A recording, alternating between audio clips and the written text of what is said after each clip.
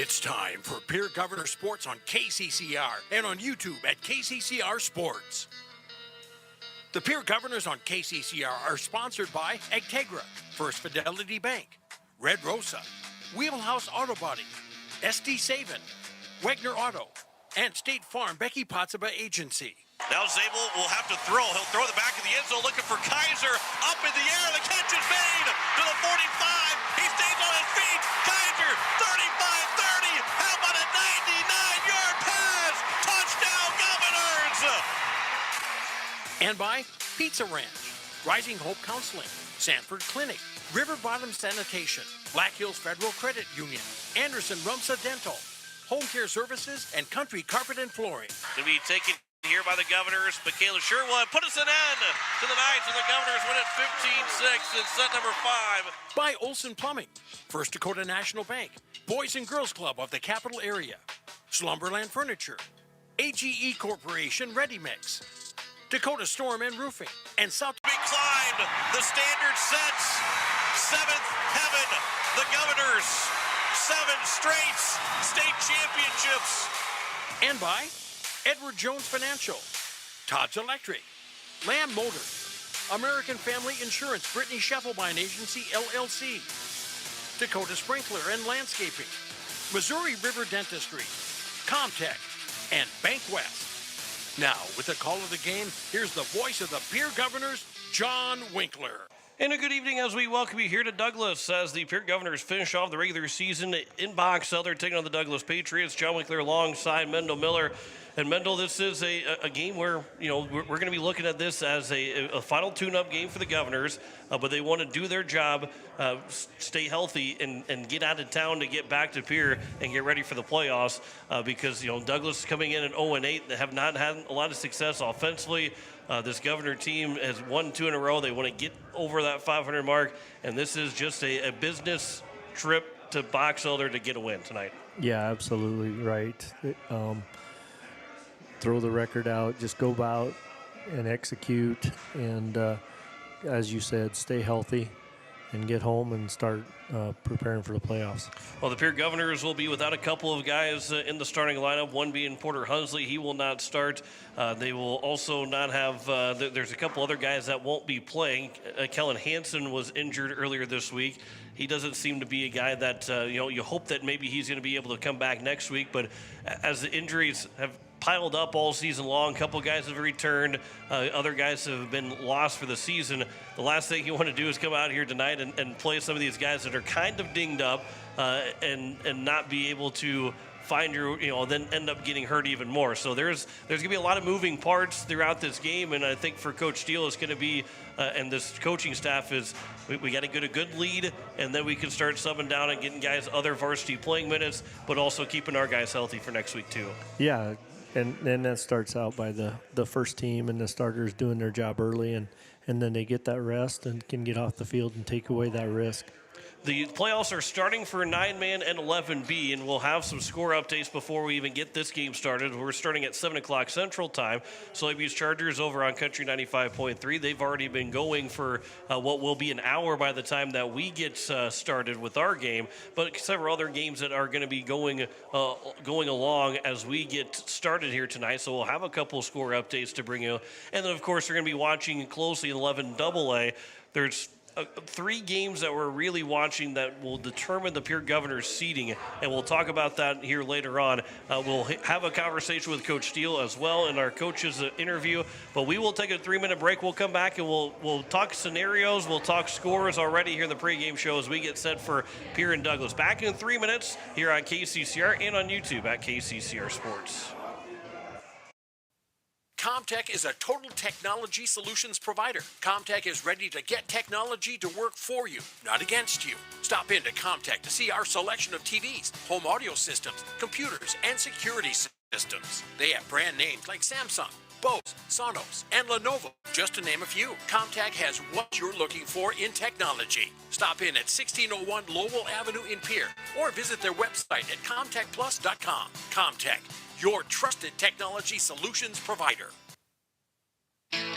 As community bankers, BankWest employees are deeply committed to supporting local causes. growing the local economy, and creating local opportunities. At a time when you can bank anywhere, we hope you choose Bank West. We'll be your financial partner for the long haul, helping you and your community achieve financial success. Bank West. Convenient, connected, committed. Member FDIC. Did you know it is important for your child to see the dentist at the time their first tooth erupt? A healthy smile begins at birth, and there are many variables, from healthy eating habits to good oral hygiene and routine dental care. Hi, I am Dr. Michelle Hofer. At Missouri River Dentistry, we enjoy working with people of all ages. Dentistry is our profession, but people are our focus. I invite families to come experience an office that uses the latest techniques and equipment to be sure you receive that healthy and happy smile. To schedule your appointments for your family, call us at 223-2021. Kids love us, parents trust us. Dakota Sprinkler and Landscaping wants to make it easy for you to get that lush green lawn and that yard haven that you've been dreaming of. Visit dakotasprinkler.com to make appointments for sprinkler system spring startup, service calls, fall winterization, and landscaping quotes. Trust Dakota Sprinkler and Landscaping's professionals to get you through the planning and installation to make your landscaping needs a reality. Visit dakotasprinkler.com today.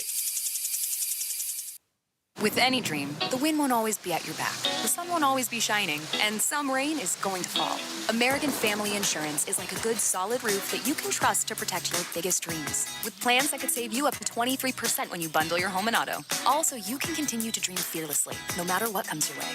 American Family Insurance. Visit mfam.com to learn how discounts may apply to you. American Family Mutual Insurance Company assigned its operating company, 6000 American Parkway, Madison, Wisconsin. Contact the Brittany Scheffelbein Agency, LLC, 224-6627. Looking for your next new or used car, truck, or SUV? Then go no further than the comfort of your own home. Shop online at lambmotor.com. On lambmotor.com, you'll find the vehicles Lambs has in stock. You can schedule a test drive or your vehicle's next tune-up, all online. New or used, shop for it all online, anywhere you are. Lamb Motor has the right vehicle for you. Lamb Motor in Oneida and online, lambmotor.com. Back here at Box Elder as we continue the pregame show on KCCR and on YouTube at KCCR Sports. Joe Mickler alongside Mendel Miller. We'll be scoreboard watching quite a bit here this evening as we look at the scenarios right now for Pierre. We've got 3 games in 11 AA that we're interested in, and the 3 games are Brookings against Huron, Spearfish against Sturgis, and the game that's already going on, T against Washington, and they are tied 7-7 early on in the second quarter. If T would lose, the Governors can then be the number 4 seed as the Titans will go under 500 and it will give the Governors, they won't lose any points where Spearfish and Brookings will. Pierre obviously has to win this game to make all that happen. If Spearfish or Brookings loses, the Governors will be at the number 4 seed as well, and it doesn't matter what T does. If both Spearfish and Brookings lose, the Governors can move to the 3 seed at the end of this game. Now, this also depends on O'Gorman winning their game against Roosevelt, which is more likely to happen than anything. Well, I wouldn't say than anything else, but it's more likely to happen that O'Gorman beats Roosevelt. But that is something that we're going to keep an eye on as well. And those games, and then Jefferson and Brandon Valley, it's 21-3. Brandon Valley is leading Jefferson. If Brandon Valley would lose that game and Jefferson wins, Watertown will be the number 1 seed. If they lose the game, Jefferson lose, Yankton will be the number 1 seed. Again, that's all assuming that that Yankton and Watertown win their respective games as well. So there's still a lot at play, and the Governors, their fate on if they're going to be hosting or not determines with other games that are playing right now. And the same for the number 1 seed. The number 1 seed is determined by the 11 AAA game tonight. That just tells you how good and crazy and how wacky these seed points can be, Mendel. Yeah, absolutely. One AAA game for every AA school, and that is going to determine the number 1 seed. That's crazy. So let's look at the scores across the state right now in playoffs. Over on Country 95.3, they're just getting to start the second quarter. Sully Buttes is leading Arlington 24-0. They would face the winner of Corsica Stigney and Harriet Selby area. Corsica Stigney is leading Harriet Selby 10-6. early in the second quarter. So that's a game to keep an eye on. If Harriet Selby gets the upset, the Chargers will be back at home next week, Thursday. Avon, the top seed, they're already rolling 32-6 over Jones County. That game is in the second quarter. There are 3 games, make that 4 games that are going in 9A. Howard is leading Timberlake 40-0. Woolsey Wessington leading Lemon McIntosh 14-8. Those are just starting the second quarter as well. Dupree's got an 8-0 lead over Harding County Bison. That is, I believe Harding County is the home team in that game. Wall is leading Chester area 7-0. That is just started. That's only a minute into the game. In 9AA, Stanley County, they start at 7 o'clock Central Time, so the same time that we get rolling. It is 28-0 lead for Elkton Lake Benton over Great Plains Lutheran, and an 8-6 lead for Britton Heckler over Viber Curley. Currently, those are the 2 games that are going on in 9AA. And in 11B, it is winner over Hot Springs right now, 22-0. The Fighting Nathan Nods is with a 22-0 lead early in the second quarter, midway point of the second quarter. St. Thomas More, the long travel to Groton area. They had the farthest travel of any team across the state, having to go nearly 5.5 hours to Groton area. They've got a 14-0 lead about midway point of the second quarter. So that would make it a lot easier a bus ride to come back from a 5.5 hour drive. But Cook Central Montrose and Mobridge Pollock, they're tied 6-6 early in the second quarter. And those are the Oak Point Jefferson leading Flandreau 8-0. Those are your games that are in the playoffs right now across the 4 classes of 9B, 9A, 9AA, and 11B as they are starting their introduction of their seniors here tonight as we're closing in on about 10 minutes away, about 15 minutes away from kickoff between the Pierre Governors and the Douglas Patriots. We will step aside. When we come back, we will talk with head coach Steve Steele of the Pierre Governors back in 3 minutes here on KCCR and on YouTube at KCCR Sports. Looking for your No one likes to have electrical problems, but when they happen, call Todd's Electric at 223-2518. With over 28 years of experience, Todd's Electric can handle any type of electrical problem, whether it's residential, commercial, or agricultural. Their knowledgeable staff knows and understands the importance of your home, business, or ag facility and are prepared to help. Call Todd's Electric at 223-2518. That's 223-2518. Todd's Electric, serving the Pierre and Fort Pierre areas. The line to power. Financial investments are very important, but so are the investments of time, patience, and encouragement our young athletes receive from their coaches, teachers, and mentors. Your Pierre area Edward Jones Financial Advisors understand this. That's why Edward Jones is a proud sponsor of Governor Athletics on KCCR. Go Govs! For all your investment needs, call or stop by one of our offices to visit with your Pierre area Edward Jones Financial Advisor. Edward Jones, member SIPC.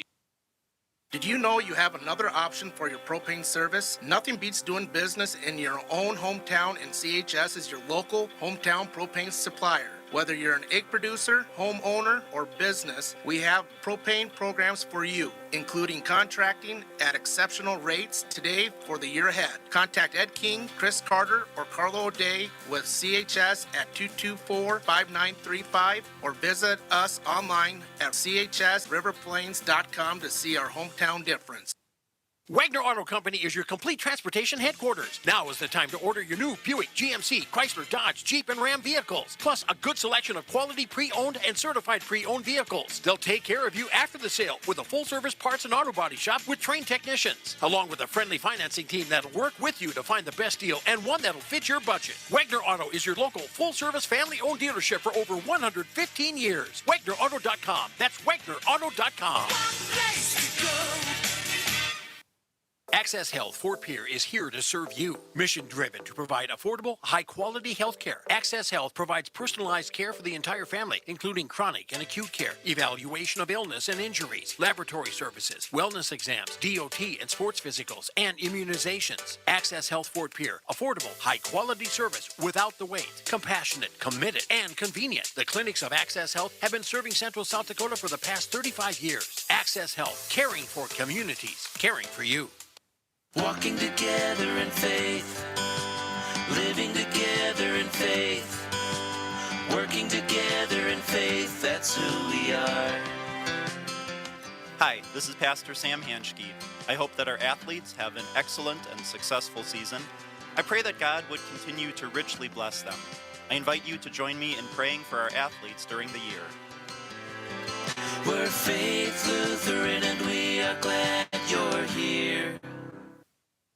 As we welcome you back to the pregame show here on KCCR and on YouTube at KCCR Sports. Join me as Coach Steve Steele, the Pierre Governors coach. Final week of the season, you take on the Douglas Patriots, and you're at the point now where this is where the trend line has to continue to grow, but you want to be peaking now to this point and going into the playoffs. How exciting is this now opportunity to get ready for the playoffs? I mean, everyone's really excited about just how we've been playing, and again, the trend line going forward. This is our last real opportunity to push that higher because after this week, the trend line is where it is. You've just got to find a way to survive every week. So this is the last week that we really can focus on ourselves, focus on becoming a better football team before ultimately we just have to be better than our opponent going forward. And the Douglas Patriots coming in at 0-8, obviously a team that their season will come to an end after tonight's game.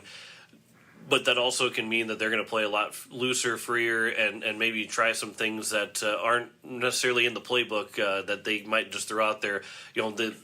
Somewhat of the danger of playing a team like that has just nothing to lose at all, and they're not really playing anything but other than trying to just knock off the Pierre Governors. Yeah, I mean, it can definitely be a trap game in that sense. And, again, I think that goes back to we have to keep our mentality the same when we're focusing on ourselves. Focusing on improvement and pushing that trend line up because, you don't want to fall into that game of this should be an easy one or this should be a win. You want to take the opponent out of it right now and just focus on yourself. And, of course, if the Governors handle business like they should, this will be a win for the Pierre Governors. But how do you make that happen? What's the things offensively and defensively to make that happen? Yeah, I mean, offensively, we've done a great job, I think, at improving up front and continuing to get everybody to the right people, getting a hat on a hat. Getting the holes opened. Carter Merrill's done a fantastic job running, since he's gotten the call. Done a great job in there. Getting Cooper Twillier back's been big just to make sure that we've continually had that inside presence to receive. And our guys outside have made plays. So, we've just got to continue to keep pushing that envelope and get another week better up front with assignments. And of course, obviously, the key too is staying healthy after this week. Because regardless of what the final score is, you want to make sure you get a win and then move on to the playoffs. But you want to keep everybody healthy. So how do you want to make sure you do that without just start subbing guys out before they really need to be out, making sure guys get the reps that they need, but also, again, you don't want to play too scared that somebody's going to get hurt, but how do you make sure that guys are rested for next week too? Yeah, I mean, the biggest thing is just, we have our job that needs to get done. We have what we need to see. We want to get in there. We want to see our guys do what they need to do, handle the business that they need to take care of, and then get out. And, ultimately, if they can do that and we can get them out, great. If not, then the work needs to be done first. And, of course, being a Thursday night, you have one less day of practice and getting ready for this game. We talked on Coach's Corner a little bit. Not much really changes, and obviously knowing your opponent, too, not much really changes from your game plan going into Thursday. Yeah, from the schematic side, not much changes. You kind of lose a day in pads, but, we kind of remedied that with just a little bit of an extended pregame yesterday. So, it's not a major change. And again, knowing your opponent, it's not a major deal from the coaching side to plan. So a little bit less time, I guess, overall on the practice field. But at the end of the day, shouldn't be a major issue.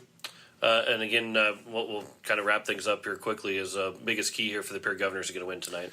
Yeah, we've got to go execute up front. Offensively, if we can execute up front, we'll continue to be able to move the ball. We'll have a strong running game. We'll hit timely passes to hopefully get in the end zone. Defensively, if we can play well up front, then they won't run the ball and it'll force them to throw in bad situations. Well, Coach, I appreciate the time as always. Good luck tonight. We'll talk to you in the postgame. Thanks, John. That's head coach Steve Steele, the Pierre Governors, back with more of the pregame show next year on KCCR and on YouTube at KCCR Sports. Look, it's no secret that owning a vehicle can cause a lot of stress, and they get a lot of wear and tear on them through the extreme seasons we've grown to love. Graham Tire wants you to know that you can trust them with any problem that you have with your vehicle. Their ASE certified mechanics can make your AC cool again, or even just change your oil. They can look into and fix those noises that seem to come from nowhere and have you stressed out. Bring your car to Graham Tire so they can put your mind at ease. Graham Tire, your tire store next door. The Clubhouse Hotel and Suites has Midwestern charm and unprecedented attention to detail that provides the perfect getaway. The Clubhouse Hotel and Suites provides a complimentary deluxe continental breakfast featuring hot waffles, biscuits, and gravy. They also have an indoor children's water playland, whirlpool and fitness center, and a beautiful backyard patio with seasonal fire pits. Everyone deserves a night away. Call 605-494-2582 to make your reservation today. The Clubhouse Hotel and Suites. Experience luxury in the heart of South Dakota. Rev up your drive with Capital City Ford in Pierre. Dive into our impressive lineup of Ford vehicles, from sleek sedans to robust trucks. At Capital City Ford, we're not just about selling cars, we're about crafting exceptional experiences. Our knowledgeable staff is here to assist you in finding the perfect Ford that suits your lifestyle and budget. Visit us today and let us evaluate your driving experience with Capital City Ford. At Shane's Pharmacy, your healthcare is important, and Shane wants to be the pharmacist to take care of you. Shane's Pharmacy will make sure your prescriptions are filled in a timely manner, they will answer your questions, and they will even deliver to your home or office. Call 223-9200. Shane's Pharmacy, the pharmacy you know and trust. The number again is 223-9200. Shane's Pharmacy in Fort Pierre, proud to support high school athletics.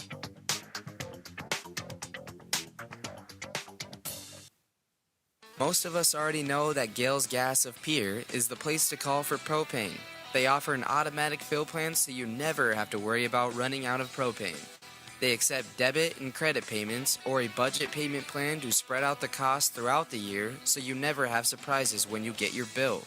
For delivery, convenience, and great customer service, call Gales Gas at 224-5518. That's Gales Gas at 224-5518.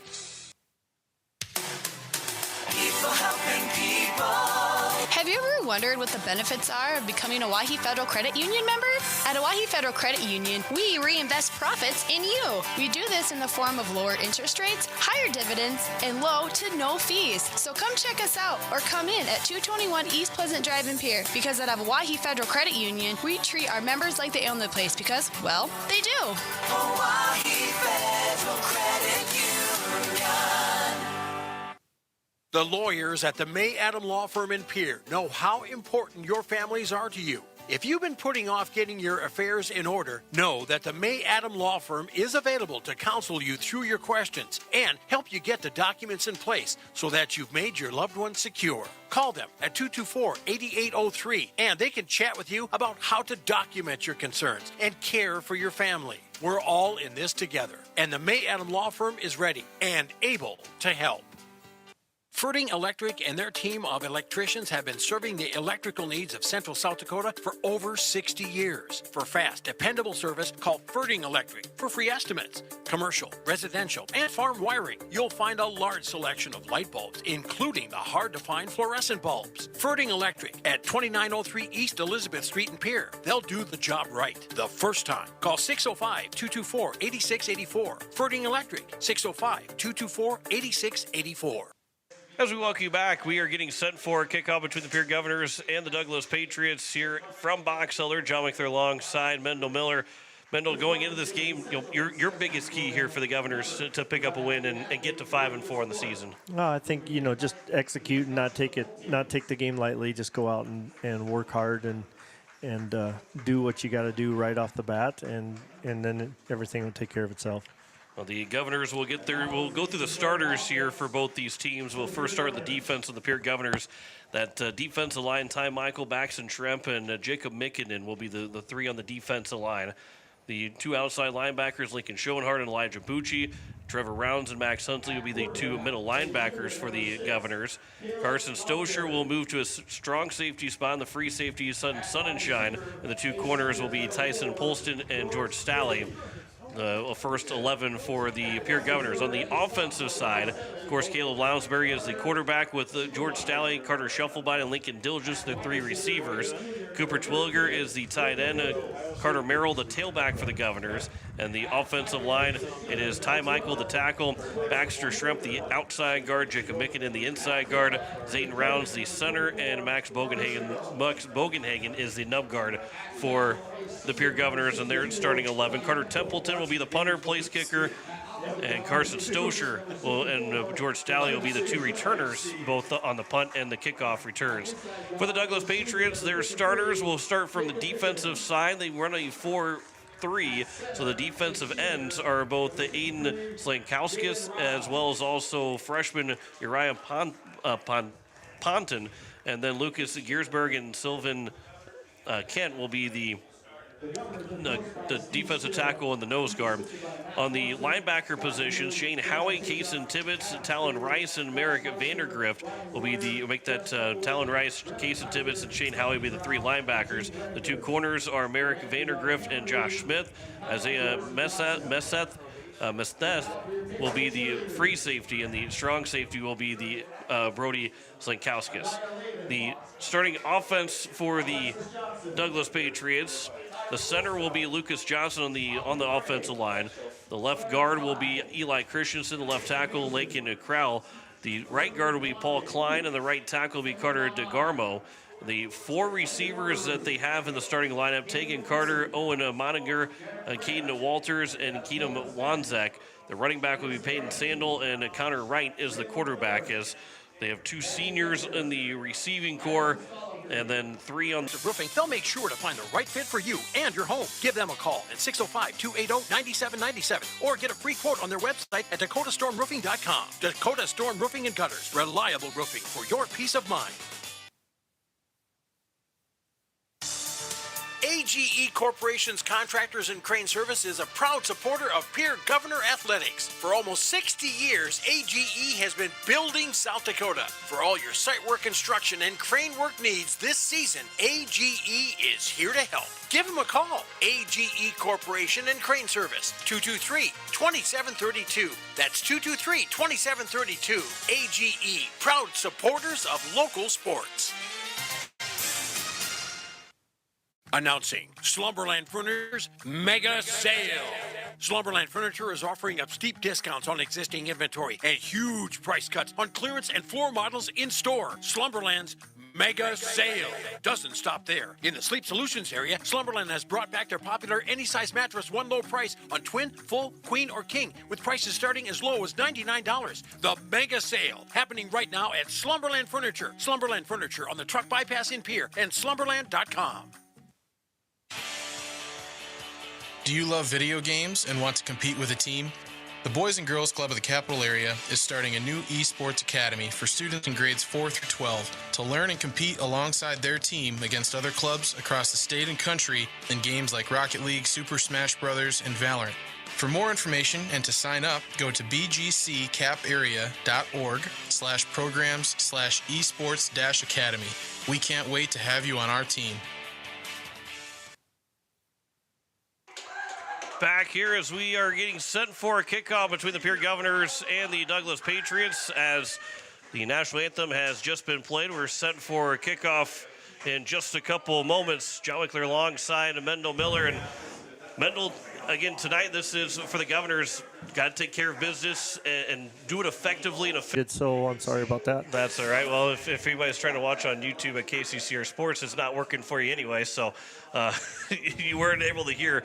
But the Pierre Governors and the Douglas Patriots coming up from Box Elder, again, trying to get everything all squared away, and hopefully we can get back on the air. You are listening to KCCR Pierre Riverfront Broadcasting Station. We're still on the air on the radio on KCCR as we continue to get set and get rolling to go.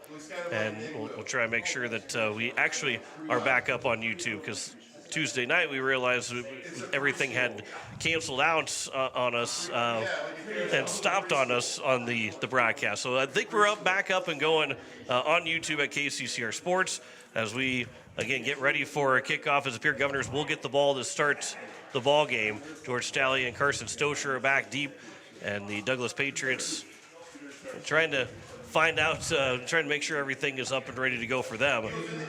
And coming out to do the kicking will be Jacob Hervella that will kick this one away, the 5'10 freshman.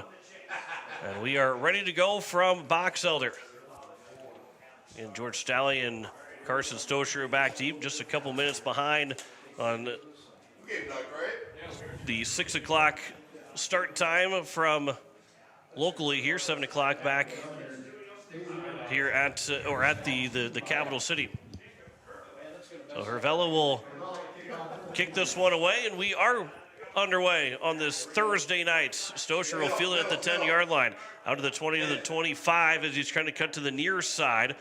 Stosher still with it as he will be run out of bounds just past the 30-yard line, and the Governors will have good field position to get us started here tonight. Yeah, taking the kickoff on the far side, coming all the way to the near side, a 22-yard return there, and breaking a few tackles to get started on the right foot. So we'll be here for the Governors. We're at the 32-yard line. Caleb Lounsbury will come out as he has thrown for 1,236 yards. He has 14 touchdowns, 9 interceptions on the season. And he will have Carter Merrill in the backfield, as Merrill has run the ball for a total of 450 yards, 430 yards in total. There will be a handoff for Merrill on that left side, trying to get something going, but the defense was there for the Douglas Patriots, and no gain. Might have lost a yard back to the 31, so first play goes backwards for the Pierre Governors here tonight. Yeah, good effort there by the Douglas defensive line. They really shut that down and got good penetration. There's no hole there for him. And we are inside the Douglas press box and no window to open up, so there is no real crowd noise. You might hear some of the Pierre coaching staff that will be talking as well over throughout the night. Pistol formation here for Lounsbury on 2nd down and 11. Man comes in motion. They'll toss it in front for Stallion. Completed catch that will be running down the sideline, and he stepped out of bounds just maybe a yard short. He got to the 42. That's where he needed to get, and it will be enough for a first down. So a gain of 11. That is a completed catch for Stallion Lounsbury with that toss in front, and it's a gain of 11 and 1st and 10 for the Governors to the 42. Yeah, Governors were able to get the edge sealed off there and give Stallion a lot of room outside. 10:35 to go here in the first quarter on 1st and 10 from the Governor 42-yard line. From under center this time here for Lounsbury. Receiver on each side. 4-down lineman for the Douglas Patriots. Ball is dropped on from Lounsbury's snap, and he's able to pick it up and get a 3-yard gain on the rush. And so turn it into something that could have been a much more dangerous play, and it's a 2nd and 7 here for the Govs. Yeah, that could have turned out a lot worse than it did. He makes positive yardage, and good job by the Governor line that time, keeping the defensive line away to give him some room to pick that up and still make forward progress. So now 2nd down and 7 from the Governor 45-yard line. 9:50 to go in the first quarter. In pistol formation, a quick snap for Merrill. The handoff as he'll get to the 50-yard line, but the ball comes out, and Douglas Patriots are trying to say that they have it. Now the whistles will, and the referees will stop the clock, and I believe it is Douglas football. Everybody's coming up with it. Douglas will take over. Did not see who came away with the ball. Looks like it might have been number 14 and Shane Howie. And it will be a turnover for the Governors, and a 1st and 10 from the Governor 49 for the Douglas Patriots. Yeah, just unfortunate there. Looked like the handoff, there was a little bit of timing issue on the handoff in the backfield to begin with, and then maybe didn't get the ball as secure as he wanted it to. One of the defensive linemen able to get their hand in there and knock it loose. So now here is going to be Peyton Sandel will make that counter right, and Peyton Sandel will be in the backfield on a 1st and 10 from the Governor 49-yard line. Pistol formation here for the Douglas Patriots in the 1st and 10 play from the 49-yard line, as the handoff will go to Sandel, and he'll have a couple of yards, but the Governor defensive line will push him back, as it was Jacob Mickinen along with also number 72 for the Pierre Governors and Patrick Larocque that will make the tackle, and a gain of 2 though on the 1st down run for Sandel. Yeah, pretty good job there by Pierre shutting things down. Not too much room on just a straight dive play. Douglas keeping it pretty basic here. A lot of times after that first turnover or something, you want to take a shot, but Douglas elected to try to establish something on the ground. Again, junior quarterback and junior running back here for the Douglas Patriots. 2nd down and 8 off the gain of 2 from Sandel. Pistol formation. It'll be a play action. The throw coming to the near side, and that's going to be off the hands of number 16, Caden Walters. And it will fall incomplete as 3rd down and 8 here for the Patriots. Yeah, Tyson Polston on the man-to-man coverage there on the slant right with him. Throw is a little ahead of him and maybe a little hot to handle as well. Sets Douglas up 3rd and long. So now here 3rd down and 8 from the Douglas, or make that from the Governor 47-yard line after the turnover and the fumble for the Governors. In pistol formation, as it'll be play action, the throw to the near side. That catch will be made by Walters. He's going to be a yard short of the first down. Polston made the tackle. They've picked on him on 2 different times, going back to Walters. And it's 3rd down and 1, a gain of 7. Yeah, almost the same play as they ran on 2nd down, come back on 3rd down and do get to completion. And Polston, not normally the starter out there with Hunsley, not in action tonight, so I'm sure Douglas noticing that and going right at him. 4th down and 1. Are they going to sneak the ball here on 4th and 1? And a timeout will be called, or a whistle at least was. It is a timeout taken by the Douglas Patriots with 8:17. Well, the clock will stop at 8:14. So it's 4th down and 1. Going to be coming up after the timeout, and it was a quarterback sneak. The coaching staff was up here in the booth. They were aware of it, and Douglas. I didn't see Mendel if the play clock was going to be off or not, but it was about to expire. But they did get the timeout before the play was snapped. Yeah, I think they were just not happy with Pierre's look. Pierre had the linebackers both in the A gap and trying to take that sneak away, and I don't think Douglas was really happy with the look they saw. Now, if you're the Douglas Patriots, do you change what you want to do here, or do you try and go with that QB sneak again? It's 4th and 1. You got to get to the 39, but the Governors saw exactly what that play was. Right now, they're coming out of the timeout looking like they're going to do the exact same thing. Governors are going to try and crowd the box. We got 9 guys in the box right now. From under center. The snap, and we get a whistle and a false start. I think the quarterback was the one that jumped too quick. He was the one that forced the false start. Yeah, a little slow on the snap there, and that set the timing off, and the quarterback was moving, anticipating it.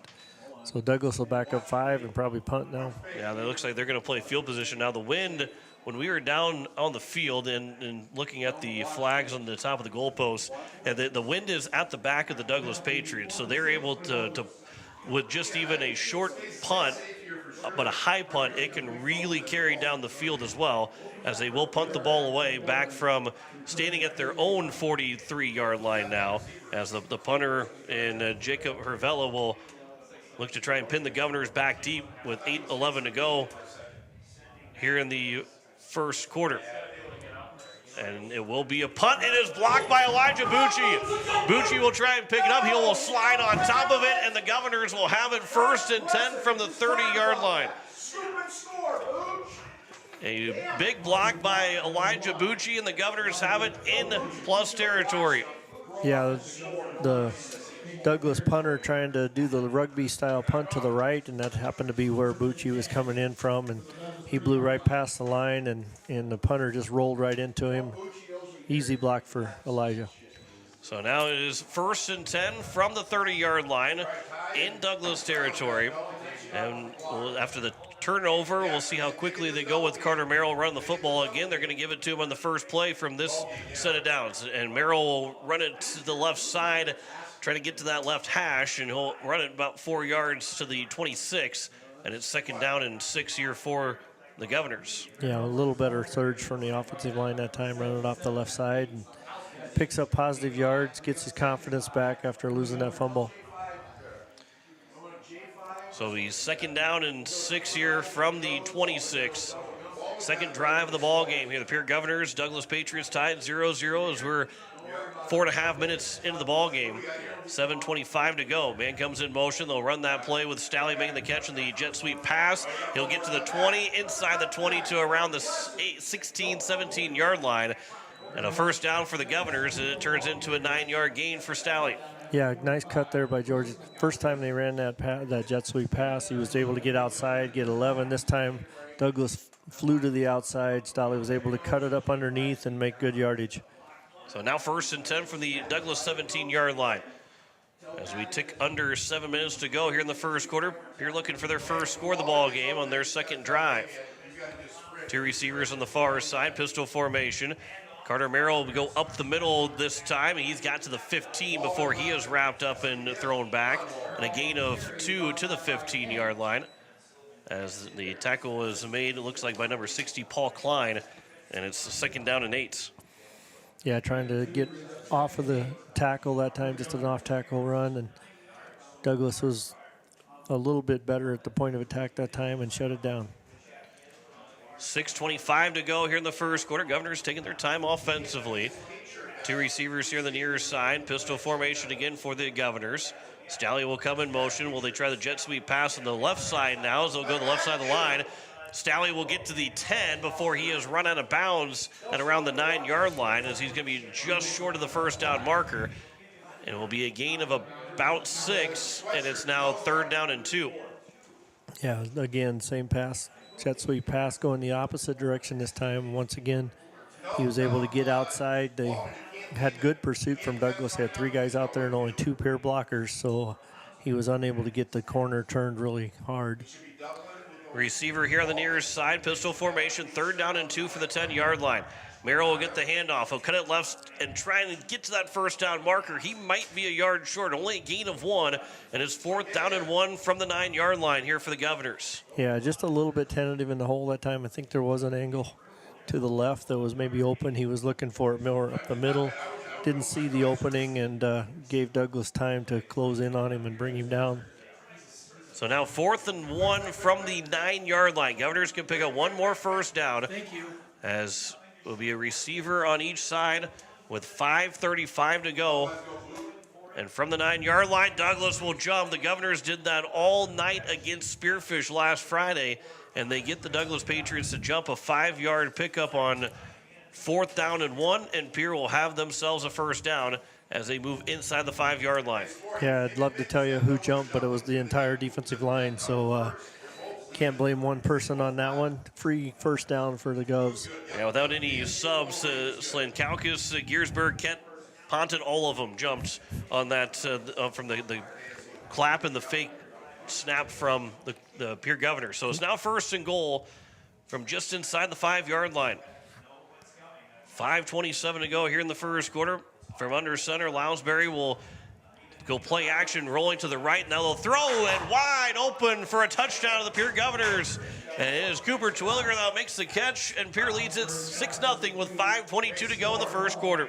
Yeah, the first time that Pierce, they completed 3 passes on the jet motion, but this time they actually throw it downfield across the line of scrimmage, and nobody guarding Terwilliger in the end zone. He was clear by 6 or 7 yards. A 6-play drive that turns into a touchdown for the Governors as they lead at 6-0. Carter Templeton on for the extra point. That kick will be up. That'll be inside the left upright. It is good to make it a 7-0 lead for the Pierre Governors here in the first quarter. We'll step aside for 30 seconds. Listen to Pierre Governor football on KCCR. Watching it on YouTube at KCCR Sports. Is it the competition that keeps bringing you back? The long-standing rivalries? Or is it seeing friends again and cheering on your favorite team? At First Dakota, we're here for it all. We appreciate the fans, the players, the coaches and officials, the concessions crew. The shared community experience is part of what makes life here great, and we're here for it. See you at the game. First Dakota National Bank, member FDIC.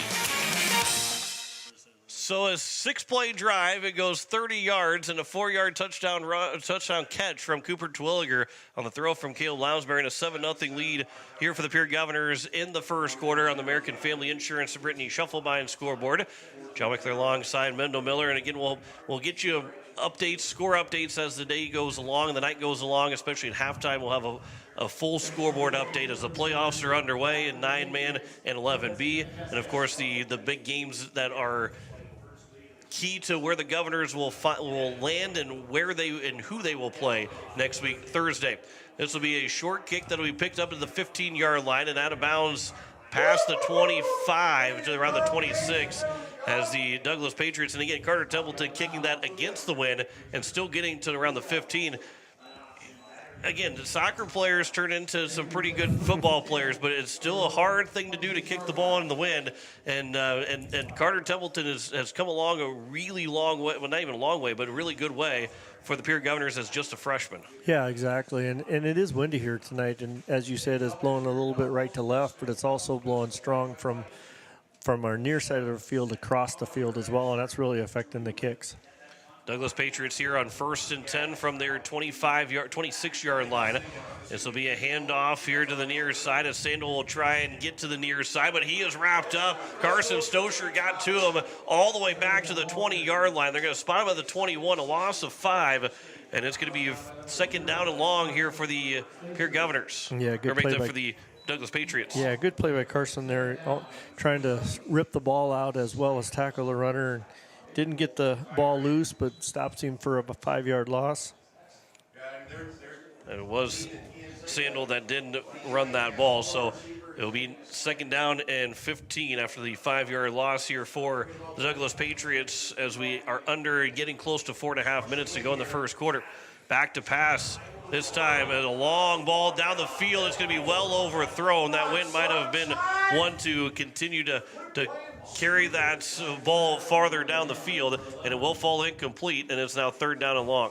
Yeah, he had him open there. He had him 3 steps behind the Pierre defensive backs, but he overthrew him by 6 or 7 yards. And again, that wind from behind makes that a tough throw. That was Wansek that was the intended receiver. So it's now third down and 15 with 4:28 to go here in the first quarter. And Douglas went 3 and out in their first drive after they got to 4th and 1, but ended up having a false start penalty against them that backed them up for a punt. Now here's a handoff that there's nowhere to go again for Sandel, and it will be a loss of another 2 yards, and it'll bring up 4th down and 17, and the Patriots will have to punt the ball away. Good stand there by the Pierre defense, giving up the potential big play there, but once that wasn't complete, really shutting things down. So now as we get to around the 4-minute mark of this first quarter, the Governors just blocked a punt from the punter and Jacob Hervellup. And now we get a whistle and a flag and a false start against Douglas, so they will back up even more. They'll back them up all the way now back to the 14-yard line. And it's going to be another loss for the Patriots. Ends up being going to be a grand total of 4th and 22 here for the Douglas Patriots. They're just one man back deep. I believe that's George Stalley that is back deep. It is. And so now the punt from Hervellup. The snap is a good one, and it will be a punt that just gets over the line and a bouncing ball that will flip the field nicely. It takes a Douglas Patriot bounce and then roll as it goes all the way down to the Governor 34-yard line. Not a bad punt there from Hervella. Didn't get very far over the top of the line, but once it hit, it continued to bounce in their favor. So the Governors will have to now go 66 yards down the field with a 7-0 lead here in the first quarter. Yeah, and changed up the approach that time. Didn't go with the rugby style, but just steady or central approach, and Pierre got good penetration and just missed that one as well. So 3:42 to go now here in the first quarter. Governors with a 7-0 lead. American Family Insurance, Brittany Shufflebein scoreboard. Be play action. The throw will go to the far side. The catch will be made. Stalley out in space with the block. He's got to the 50, past the 50-yard line to the 49. And the Governors with a big first down play. George Stalley caught a big block out there on the screen pass. He got to the Douglas 48-yard line and a first down here for Pierre. Yeah, really nice blocking on the perimeter there. I think that was Dilgis that sealed it off. The one man-to-man principles that Douglas is using, and the Govs were able to block the man assigned to Stalley. So a 17-yard gain here for George Stalley. And George Stalley's made now 4 catches for 43 yards. And overall, Caleb Lounsbury 5 for 5 for 47 yards. First and 10 from the Douglas 48-yard line. 3:24 to go here in the first quarter. Not sure what the issue might be. I don't know if they are wanting to put time back on the clock or what it might be. And again, we're in the press box. We really can't hear anything that's happening on the field.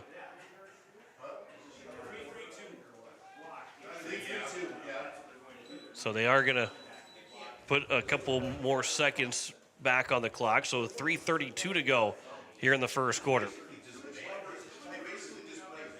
First and 10 from the Douglas 48. So from under center, it'll be Carter Merrill. Play action again. Lounsbury will roll. He'll throw, looking for Twilliger, and that one's overthrown. It'll fall incomplete. First incompletion by Lounsbury. Rolling him out of the pocket that time, creating the time to get it downfield. Nobody in front of him. He probably could have tucked it down and ran for 10 or 12 yards as well, but tried to get it to Twilliger downfield for the big play. You know, I think something, too, here for the Governors and the wind that is a factor in this game. We see it a lot, too, but it's just another good chance for Lounsbury to be able to throw the ball against the wind, with the wind, and see, you know, you got to put a little bit more on it, not as much. The different touches that you have to have on a pass when the wind is as strong as it is here tonight. Yeah, absolutely. You gotta play the conditions, right? Here is Shufflebein on the jet sweep pass again. He'll cut it up the middle of the field, and he'll get about 4 yards to the 44-yard line. And it's 3rd down and 6 here for the Governors.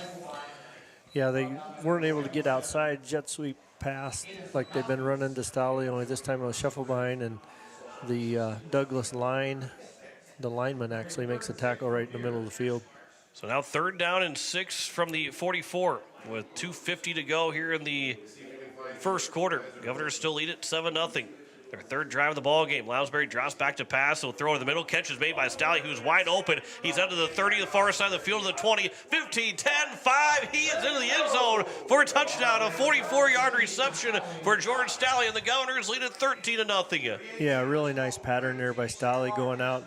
And then they do a little mesh concept over the middle, and the receiver from the other side kind of picks off the defender. And again, in that man-to-man defense, once you get the guy that's assigned to Stalley off of him, there's nobody there. So the Governors do go 66 yards down the field, and they're able to get the touchdown to go up 13-0. The speed of George Stalley helps it to get to 13-0, and Carter Templeton's extra point, and that is going to be blocked by the Douglas Patriots. So it will remain just a 13-0 lead.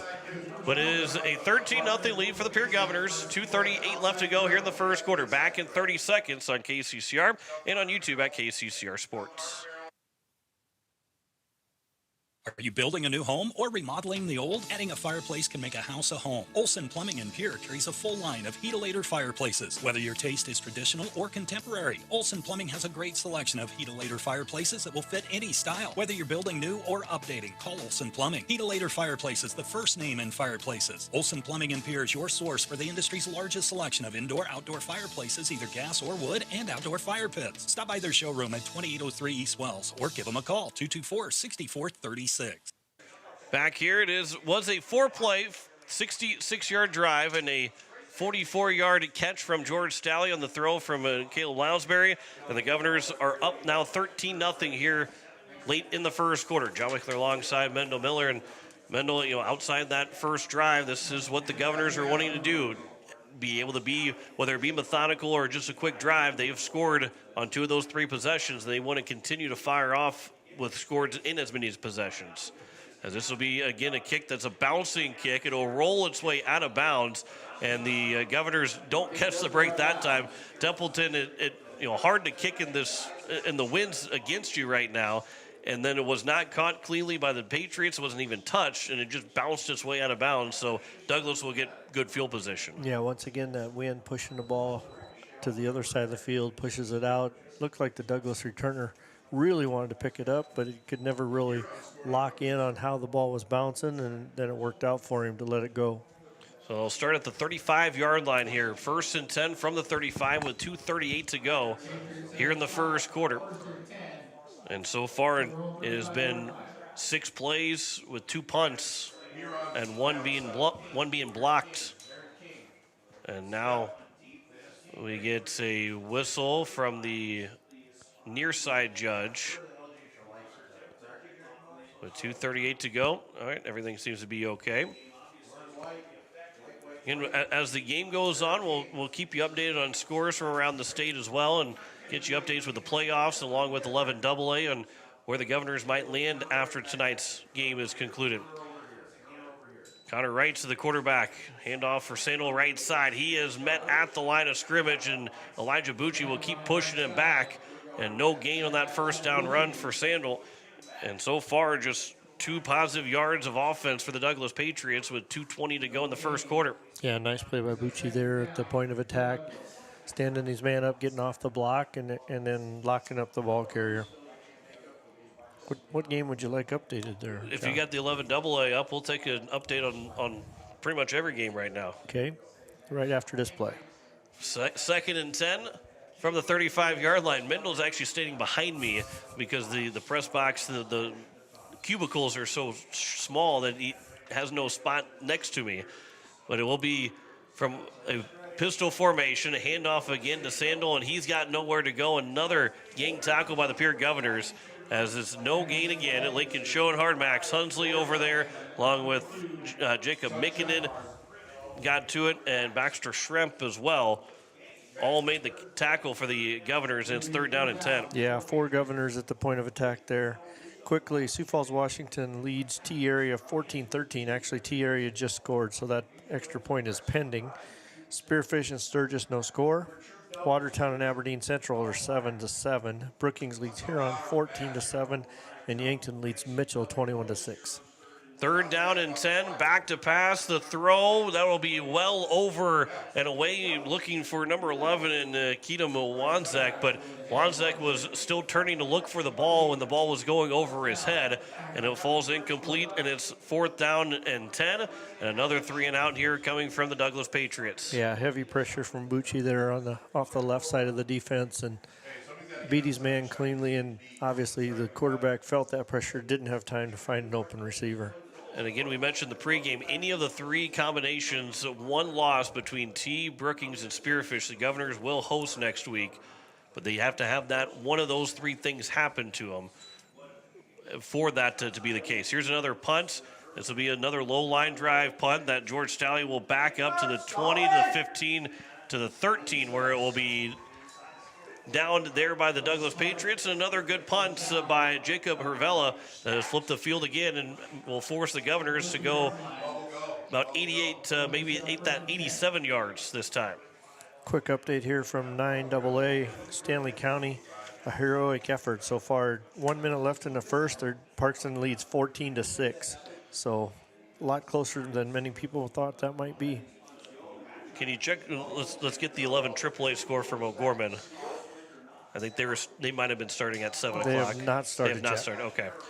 So that's the other game that might throw a wrinkle into all of this. If O'Gorman does not win, then the Pierre might need a little bit. It might have to have Spearfish or Brookings lose. So 1st and 10, play action, looking to pass. They'll throw it wide open. Man, Staley makes the catch to the 20 to the 25, where he stiff arms and throws a man down, and he'll get out to around the 30-yard line. And a patient play here for Caleb Lounsbury to wait for Staley, and he ended up being wide open on the far side, parallel to the line of scrimmage, and it turns into a big gain on 1st down. Yeah, Staley's going to have a huge day if Dill just is able to continually knock his corner that's covering him off the play, because whoever's guarding Dill just is not following him out there.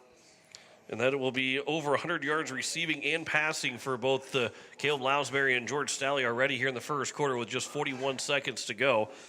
As again, that was a gain of 15 on that throw and catch from Lounsbury to Staley. From the 29-yard line, a handoff from Merrill. He had a big hole right away, but it was meant nowhere really to go for Merrill once he got through that hole, and it brings up just a gain of 1 and 2nd down and 9. Yeah, that's a really nice play by their linebacker, Shane Howie, meeting him in the hole, standing him up, and a good form tackle to limit him to 1 yard. It's like you said, he did have room to run, it looked like initially, but it closed down quickly. Governors don't have to run a play here. Just 10 seconds to go in the first quarter, and there's still 20 seconds remaining on the play clock. We'll see if the Governors do take one more play in this first quarter. Shufflebind will come in motion. It'll be a toss play to him. Jet sweep pass again. Shufflebind to the 30, to the 35. He'll get to the 39-yard line, right near the 1st down sticks. They're going to spot him at the 40, and it's going to be enough for a 1st down. A gain of 10 for Shufflebind on that jet sweep pass.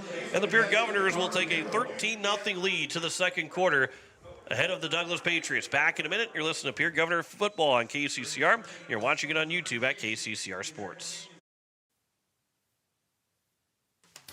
Home Care Services is a private agency committed to providing expert advice and specialized care to those who want to remain living independently at home. Home Care Service has a team of nurses, caregivers, and administrative staff that offers 30-plus years of in-home support services to our local communities. For more information about Home Care Services, call 224-2273. Expert advice, professional care. Home Care Services, 224-2273. At Anderson Rumsa Dental, we want to change the way your family views the dentist. Let us replace your dread of the chair with personal service in a friendly and inviting atmosphere. Using state-of-the-art technology, we offer porcelain crowns completed in 1 day, saving you time and money. Anderson Rumsa Dental, located at 1521 North Harrison Avenue in Pierre. Experience dental procedures performed while you're in a deeply relaxed state, often with no recollection of the time passed. Anderson Rumsa Dental. Call us today at 605-224-6111. That's 605-224-6111. Start of the second quarter, Pierre Governors lead at 13-0 on the American Family Insurance Brittany Schoffelbein scoreboard. It'll be 1st and 10 from the Governor 40-yard line after the 10-yard run and catch and run by Carter Schoffelbein. This will be a handoff for Merrill. He'll get a gain of 1 to the 41-yard line, and not much doing on the run game so far, Mendel. Merrill's only got 8 yards on 7 carries along with a fumble.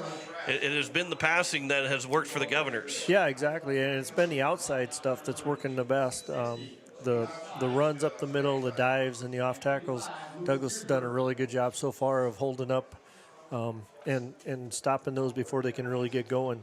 Officially a gain of 2 for Carter Merrill. 2nd down and 8, so 9 yards on just 7 carries so far for Merrill. Governors have had a lot of success on the jet sweep passes, as there's a receiver on each side here on 2nd down and 8 from the 42. It'll be an option play and a pitch here for Merrill, the 40 to the 45-yard line, and he'll be swung around as he'll be at the 48. A gain of about 6, and it's now 3rd down and 2 here for the Governors from their own 48. Yeah, once again, a little more success on the perimeter. The option play, LaRoque knocking the end out and allowing the runner to cut up inside and gain positive yardage. So 3rd down and a long 2 here for the Governors. They got to get it to the 50-yard line and make sure that nose of the football gets into Douglas territory. Receiver on each side. They're showing blitzes Douglas. It will be a handoff for Merrill. He's going to try and stiff arm him in. He does to the 45 on the near side of the 40. He picks up a block from George Stallyheads. He'll get to the inside of the 40 to around the 35-yard line. Big gain there for Carter Merrill. Gain of 17 on 3rd down and 2. Yeah, again, a dive play, but it broke outside. The left side of the Pierre offensive line was able to cave the defense down to the inside, and then Merrill was able to break it out, get outside on the perimeter. Stolly with a good block on the corner. This brings him for 15, 16 yards. 1st and 10 from the Douglas 34-yard line. Now in opposing territory. Stally will come across in motion to the right side of the line. Pistol formation. 4-down lineman here for the Douglas Patriots. Play action, Lansbury rolled to his right. Now he'll throw. Twiller will make the catch at the line of scrimmage, but he's got nowhere else to go as he was hit immediately. And it'll bring up 2nd down and 10. No gain for Twilliger on that catch. Yeah, Stolly and Schoffelbein there on the right side, clearing out, trying to take the defenders deep, but the linebacker stayed with Terwilliger and pulled him down right at the line of scrimmage. Stally's got 102 yards receiving on 6 catches. 124 yards on 10 of 11 throwing for Caleb Lounsbury. Pretty efficient day for both those guys right now. It's 2nd down and 10 from the 34-yard line. 9:45 left to go here in the second quarter. Lounsbury will go from under center. 2 receivers here on the near side. Play clock is down to 6. Handoff for Merrill, right side. He will stutter step. Now he'll dive forward to around the 30-yard line. And they're going to spot him just short of the 30. It would be a gain of 3, and it's 3rd down and 7 here for the Governors. Yeah, once again, a off tackle play to the right side. Douglas holds up pretty well. Merrill was able to break a tackle initially and get some positive yards, but Douglas's interior defensive line is doing real well. 2 receivers here on the near side. Shotgun formation, and the Douglas Patriots will jump, which will put the Governors just 2 yards away from that 1st down marker now. The 2nd time that Douglas has jumped offside. 3rd and 2 here for the Pierre Governors. My score updates were a little slow. Spearfish and Sturgis have started now, and they're halfway through the second quarter, and they're scoreless. T-Area went for 2 after their touchdown and lead Sioux Falls, Washington, 15-14.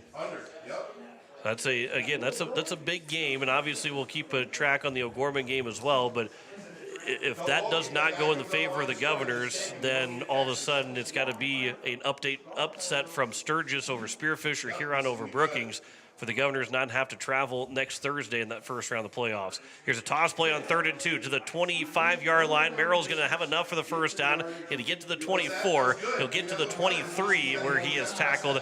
And a gain of 3 on 3rd and 2, and the Governors have a first down. Yeah, good pitch play to the right side. Gets enough for the first down. I think the Douglas linebackers are starting to flow a little bit more. I wouldn't be surprised if they come back with some counter action. 8:45 left to go here in the second quarter. 1st and 10 from the Douglas 23-yard line. Empty backfield. Lounsbury looking to pass. Throws over the middle. That will fall incomplete as he went just a little bit too far. I believe that was Carter Merrill that was the intended receiver. And it was. So it will fall incomplete and 2nd down and 10. Yeah, I had Merrill running a post there and running into a couple safeties. If he'd held it just a little bit longer, he had Stolle on the corner route from the slot that would have been wide open. There is a flag, though, and we'll see it is a hold against the Governors. So they will back them up and make it 1st down and 20 as they'll get out to the 33-yard line where they will spot them. Should be 1st down and 20. They got still 2nd down, but I believe that was a 1st down play. So it'll be play action here. Lincoln Dilgis will make the catch on the near side. He gets to the 25 to the 20. He gets inside the 20 to around the 15-yard line. So it'll be a good gain on that. I believe was still 1st down play, but Dilgis will get the Governors in the red zone to the 16-yard line. Yeah, just a little variation on what's been working. Instead of Dilgis from the inside coming to block on the outside for Stolle. This time they reversed it with Dilgis taking the pass on the inside, Stolle blocking on the outside. Did a really good job there and got him down the sideline for a big gain. They make it 3rd down and 4 that they say. Again, it would have been 2nd because Twilliger had no gain on that catch. Here is George Stolle that will make the jet sweep pass again. He'll cut it back to the near side. Stolle will break free, and he is in the end zone for a touchdown, but there is a flag, and it is a hold against the Pierre Governors that will negate the touchdown. Yeah, Stolle took advantage of those Douglas linebackers flowing as fast as they have been and was able to cut it back. Once he cut back through the line, there was nobody there, but as so often happens when a running back or a quarterback changes direction, it's hard for those linemen to give up the hold. So 8:16 left to go here in the first half, and the hold against the Governors will push them back, and it will be 3rd down and long here for Pierre. Instead of being what was 3rd and 3 or 3rd and 4, it turns into now 3rd down and plus 10. Well, maybe right at 3rd and 10. Yeah, the hold was downfield quite a ways, so 10 yards from the spot's going to make it just short of 10, probably 9. Yeah, 3rd down and 9. So that hold happened a yard past the sticks for a 1st down for Pierre. But 3rd down and 9 now from the Douglas 22-yard line. Have to get to the Patriots 13-yard line, excuse me. 8:16 left to go. Back to pass, Lounsbury, he'll throw. That will be tipped, and it's going to be caught by Merrill. He will walk it in the end zone. Went off the top of the hands of the defender, right into the breadbasket of Merrill, and he scores to make it 19-0. Yeah, a really fortunate bounce there, but you'll take those. And Merrill not giving up on the play, followed the ball. The old tip drill right into his hands where he walks it in from there. 22-yard catch, and the Pierre Governors continue to add on to the lead. Now a 19-0 advantage, and Carter Templeton will try and make it an even 20 lead with 8:10 to go here in the first half. The extra point is up, but that will be good. 20-0, Pierre Governors lead the Douglas Patriots. We will step aside for 30 seconds. You're listening to Pierre Governor Football on KCCR, and you're watching it on YouTube at KCCR Sports.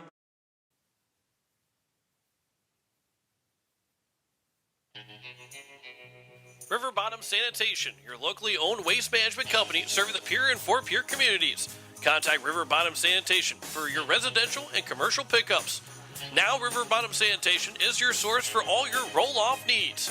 River Bottom Sanitation in Pierre and Fort Pierre. Give them a call for pricing at 605-222-1120. River Bottom Sanitation. That's 605-222-1120. As it is a 20-0 lead here on KCCR and on YouTube at KCCR Sports. A 11-play drive with 83 yards and a 22-yard catch from Carter Merrill after the ball was tipped, and the Pierre Governors now lead it 20-0 on the American Family Insurance Brittany Shufflebind scoreboard. This will be a Carter Templeton kick. It'll be taken outside the 10-yard line to around the 20, and it will be out to the 28-yard line where Douglas will take over and have their fourth drive of the ball game, as the Pierre Governors have scored on 3 of their 4 drives. Tackle. Well, there we go. We'll get you. We'll get you on the air, Mendel. That's okay. Aiden Beam down there quickly on the tackle, had help from 2 or 3 others. Good coverage from the Govs. So 8:02 left to go here in quarter number 2. They will spot him at the 29 officially. And the Douglas Patriots, who have had 3 different 3-and-outs so far, going to find some offense, going to find a first down with 8:02 to go. 2 receivers here on the near side, pistol formation. Sandal in the backfield for the Douglas Patriots. They will run it to Sandal. Looked like maybe it was going to be a play action. A flag comes flying in at the line of scrimmage. There was no gain for Sandal as Patrick LaRoque was in on the tackle for the Pierre Governors. And we'll see what the penalty is. Most likely would be against Douglas.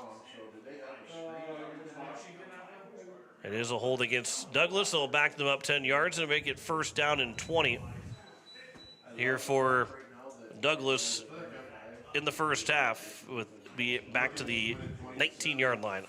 Yeah, Douglas is really struggling to find anything that they can really execute and gain positive yardage.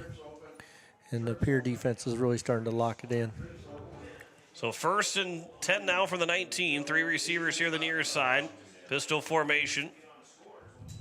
This will be back to pass. The throw to the near side. That will be a catch. The second completed catch. And not much doing past the catch being made by Owen Moniger. And it'll be a gain of about 10, and we'll get them to the 29-yard line. So they do pick up those 10 yards back that they lost in the penalty, and it's second down and 10. Yeah, put 3 receivers out to the right side and then run it out from the inside receiver. Pierre was just a little bit late covering from the inside out. In pistol formation here, 2 receivers on each side. 3 down linemen for the Pierre Governors. 2nd and 10 from the 29. Moving from left to right from the pistol formation. Moniger will go in motion across the line. They will fake the throw and then hand it off to the near side, and Lincoln Schoenhardt was able to read that one well. Max Hunsley got over to help to make the tackle as Sandal will get about 4 yards to make it third down and manageable here for the Douglas Patriots, as they will be at around the 33-yard line, 33-34. Actually, they're spot at the 32. Yeah, pretty nice design there. They fake the bubble screen to the left and give it to the running back coming back right on a counter look. Nice play by Govs to close it down, and close to a block in the back on Stolle here on the outside. 3 receivers on the far side, pistol formation. As it's back to pass again here. The throw to the near far side, catch is made, but a quick tackle, and there is no first down for the Douglas Patriots, as it was Asher Vandenbos, I believe, that maybe make that sudden sun and shine that made the tackle, and it will bring up 4th down, and the Douglas Patriots will most likely be punting this ball away. Yeah, same play they ran on first down, only to the other side. They put 3 receivers out to the wide side of the field and run the out from the inside receiver. Sun and Shine closed on it quickly this time and shut it down. A gain of 5 for Moniger on the catch, and then I think Douglas is going to go for it here on 4th down and 2 from their own 37-yard line. They're going to get to the 39 with 5:45 to go. Pistol formation here, 4th down and 2. Douglas is trying to maybe bait trying to get the Governors offside. Still 10 seconds to go on the play clock. And the timeout will now be taken here by the Douglas Patriots. So They did not get the Governors to jump, which would have given them a first down if they had, and that will most likely bring the punting unit out here for the Douglas Patriots, with Pierre leading 20-0. Yeah, good discipline there by the Govs not to fall for that on 4th and 3 and give them the first down. Fourth quarter, 5 minutes left. Sioux Falls, Washington still trails T 15-14, but Washington does have the ball. So we will continue to watch that, and by the time we get to halftime, we'll potentially have a final score for you. And Sturgis is up on Spearfish 3-0 with 4 minutes left before halftime. So field goal there. And again, if Sturgis wins that game, then the T game becomes a moot point, again, as long as the Governors pick up the win, because they'll move ahead of Spearfish if the Spartans do lose that game. The same would be for the Brookings Bobcats if they would lose as well. Yeah, Brookings up 20-7 just before half. And that one's going to be much harder for the Huron Tigers to come back against that good defense of the Brookings Bobcats. I would say the most likely scenario is the Governors and Spartans will play in the 4-5 matchup, but will it be in Spearfish or will it be in Pierre, where it was just last week, Friday? 2 weeks later, they're going to have to play again, but where will it be at? And they're going to get the last guy on late, as Lucas Giersberg will run on late, but play clock's still at 10, so not in a huge rush. As there's 2 guys back deep here for the Governors. This will be Ravala that will punt this one away, and again, against the wind, it'll be out of bounds. It'll be at the 30. Well, they're going to walk it down the field. It'll be at the 48-yard line, where the Governors will take over after another 3 and out here by the Douglas Patriots. Yeah, it's a totally different game when you're kicking into the wind versus with the wind, and obviously you don't get that roll either. It's not a real tight spiral on that punt, kind of a wobbler, and the wind really affects it. So it is 1st and 10 from the Governor 47, 5:26 to go here in the first half. Empty backfield here. Lounsbury will drop back to pass. He'll throw to the middle looking for Merrill. It's going to be almost intercepted. It was, man got tripped up and ended up dropping the football. As looking for the number to see who it was number 28 in Isaiah Mestad that had the opportunity to make the interception, but it does fall incomplete, 2nd down and 10. Yeah, that was thrown accurately. It was going to be a catch by Merrill. He'd beaten his man, but the Douglas defender came off of the outside receiver and cut underneath of it and made a nice play on the ball, actually. So now 2nd down and 10 from the 48. It's going to be a design run up the middle for Lounsbury, who will get past the 40-yard line. Longest run of the season for Gale Lounsbury as he gets to the Douglas 34-yard line. A big 2nd down run to pick up a first down for the Governors. Yeah, that good job by the line that time. Lounsbury didn't get touched till he was 10 or 12 yards downfield, running straight up the middle of the field, right over the center. So it's a gain of 17 for Lounsbury on the design run. He took the snap and went right up the middle and picked up 17 yards. 1st and 10 from the 36-yard line. Now in Douglas territory. Empty backfield again here for Lounsbury. He'll pump fake. Now he'll throw. He's got Stalley, but it's just over his head, and it falls incomplete. 2nd down and 10. Yeah, it came back to the play with Stalley from the number 2 receiver, second one from the outside, running the corner route, and he was open. Just the wind pushed it just a little bit on him and couldn't hit him. 4:53 left to go here in the first half. 2nd and 10 from the Douglas 36-yard line. They've kept this empty backfield this entire drive. Obviously had the run with Lounsbury, but they've also tried for Merrill. It's going to be another design run, as Lounsbury was met behind the line of scrimmage. Then we get a flag that comes flying in near the 1st down marker, even though Lounsbury only picked up a gain of 2 to the 34-yard line. And so it most likely would be a hold against the Governors. It is hold against Pierre, and that'll back them up. 4:49 to go here in the first half.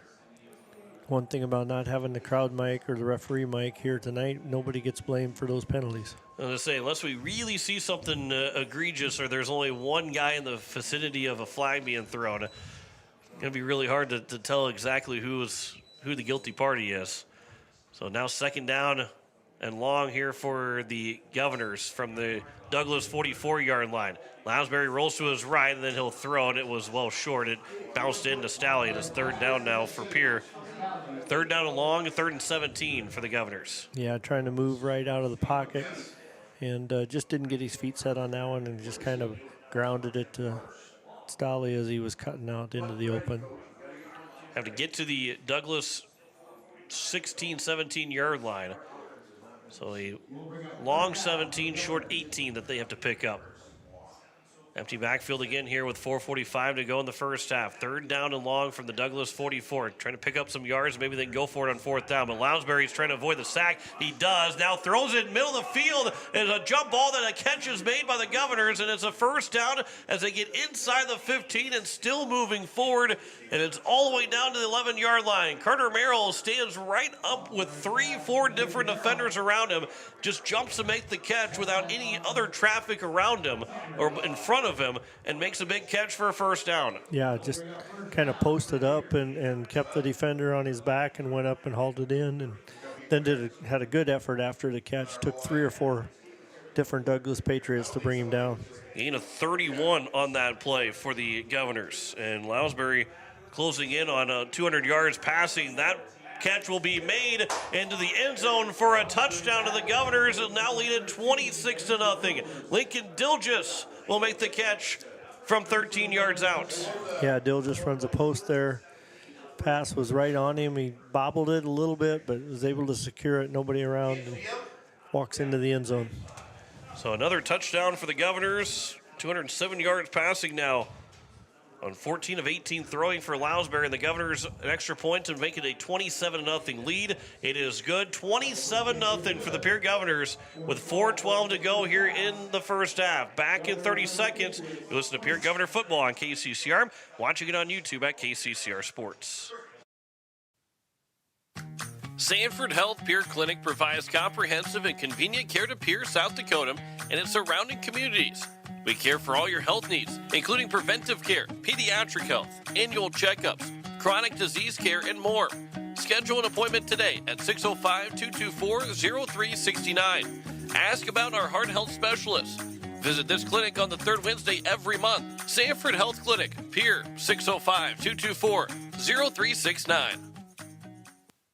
So it is a 6-play drive for the Pierre Governors as they go 53 yards and a 13-yard catch from Lincoln Dilgis. And the Governors now lead at 27-0 on the American Family Insurance Brittany Schuffelbein scoreboard. With 4:12 remaining here in the first half, you almost get to the point where if you scored another touchdown here and would take a 7-point, take the extra point, you're only up 34-0, you might go for 2 just to even work on going for 2, and then you might find yourself up 35-0 before the end of the first half. This will be up the middle. It goes on the return for the Douglas Patriots all the way out to past the 35 to around the 36, 37-yard line. And the Pierre Governors and Douglas Patriots will have good field position to try and get that first down of the ball game against the Governors. Yeah, good kick return there by Howie.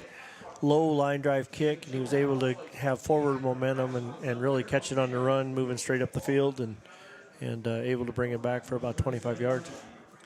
So 1st and 10 from the Douglas 37-yard line. Two receivers here on the near side, pistol formation. As it will be a handoff. That play action, the throw will be well wide of the intended receiver as he was looking for Wozniak. And it'll bring up 2nd down and 10. Let him too far in front on the throw. Yeah, just a quick update here. Doesn't look good. T area 15, Sioux Falls, Washington 14 with 1 minute left, and T has the ball. So does not look like Washington's going to be able to pull it off. So now if that's the case, the Governors need Spearfish or Brookings to lose for them to be able to move up to the number 4 spot. Otherwise, we'll be heading to Spearfish next week. This will be a handoff trying to go up the middle for Sandel, and he doesn't have much going on for him. The Governors are there again. That defensive line making another tackle to bring up 3rd down and looking like maybe 3rd down and 9. Yeah, it will be a gain of just 1 for Sandel. Yeah, Gov defense has been really solid tonight. not really allowing anything on the ground. A couple pass plays is all Douglas has really managed. 3:30 to go here in the first half. Pierre looking for another 3-and-out, which would be their 5th straight 3-and-out to start this ball game. Sandel will drop back, make that so right. Will drop back to pass. The throw, middle of the field, that will fall incomplete. Was looking in the area, but Sunshine was there in coverage. Kason Tibbetts was the intended receiver. And Wright's pass is incomplete, and it's 4th down and 9, and another punt upcoming here for Douglas. Yeah, once again, good pressure from the Pierre defense. Bucci in there, Schoenhardt in there, looked like coming from the other side. They have as like a 8-yard loss. So it'll be They let him go, and then he's scooting down the sideline for a 4th down and long, and it's another punt here from Douglas. It'll be their 5th punt of the evening. That's a high snap, but Ravello will punt this one away. It'll be bobbled by a shuffle by, but it was out of bounds, so the Governors still have decent field position. But a 5th straight punt on 5 3-and-outs by the Douglas Patriots. Yeah, once again, not too productive a punt going into the wind, but those punts are also hard to field. Scheffelbein did a good job of getting to it, but then lost. Fortunate for him, when he bobbled it, it went out of bounds. And again, the Governors with the touchdown could go for 2 to try and go up 35-0. As Lounsbury will drop back to pass, empty backfield over the middle, and that one was behind Stalley, and he can't make the catch. And it's going to be a 2nd down and 10 from the 40-yard line. Yeah, he had him open that time, coming underneath on the crossing pattern. Didn't look like Douglas had anybody following him, but just threw it behind him.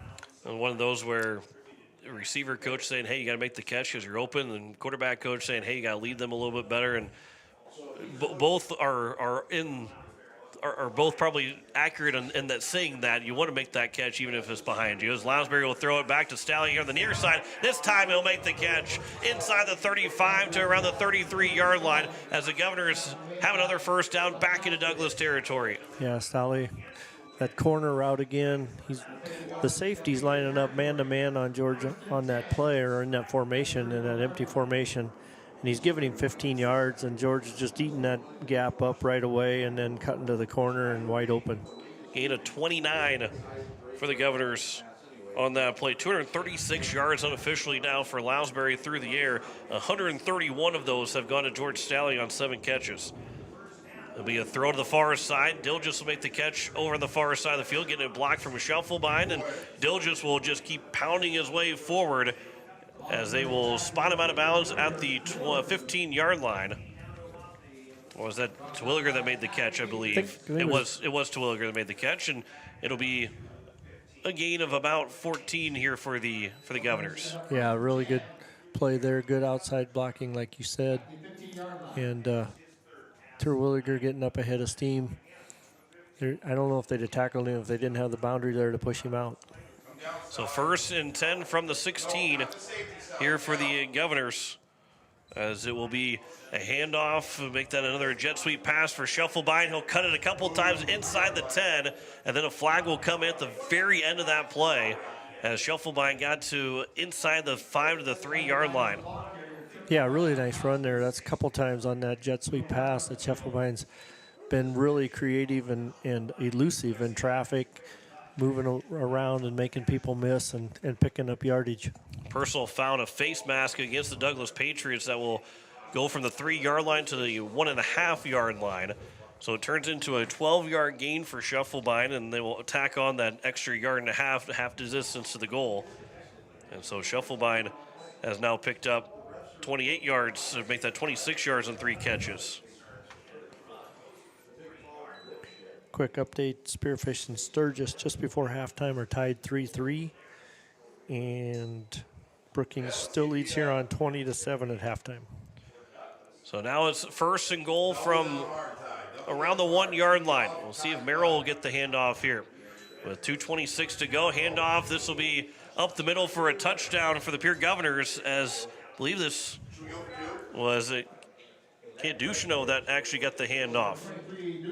Ducheneau will get the handoff and score, so the Governors will pick up the touchdown to make it now a 33-0 lead And the Governors, they're going to kick the extra point to go up 34-0 with 2:21 to go. Yeah, if they can get another quick 3 and out, they still may get another chance before halftime. Extra point from Templeton is up and good to make it a 34-0 lead for the Pierre Governors here with just 2:21 to go in the first half. Back in 30 seconds on KCCR and on YouTube at KCCR Sports. We all want to be happy, but sometimes that doesn't feel possible. But if you have hope, you have everything. Rising Hope Counseling provides high-quality mental health services with locations across South Dakota. Additionally, by providing telehealth, we ensure South Dakota's rural residents have access to high-quality mental health services. Our team lives and works in your communities, and we understand the unique challenges we face. Schedule an appointment by phone or online today. Rising Hope Counseling, offering hope, healing, and change. So this was a 5-play, 60-yard drive for the Pierre Governors to take a 34-0 lead as the kid Duchesneau will run it in from a yard out on his first carry, and was his first carry all season as well. And he touches the ball, gets in the end zone for a touchdown in his first and one and only run so far of the year. And the Governors lead at 34-0 as Carter Templeton will kick this one away here for the Governors, as this will go out to around the 8-yard line. It is bobbled and have to be picked back up, still inside the 10, out to the 15, down to the 20-yard line, and something out of nothing for Kason Tibbetts as he'll get out to the Governor 24-yard line. It is 1st and 10 here for the Patriots with 2:11 to go in the first half. Yeah, that didn't look very promising for him. After he picked the ball up, after dropping it back at the 8-yard line, there was about 4 Governors waiting for him, and he did really well to get past the 20. So now the Douglas Patriots again, and Pierre will have to score at least one more point. They need a safety at the minimum to get a running clock rolling in the second half. As we have a personal foul and face mask against the Governors at the end of that play. So it will turn into a really good turn of events for the Douglas Patriots when it could have been a lot worse. They could have been stuck inside their 10. Now they're going to be all the way back to up to the 39-yard line.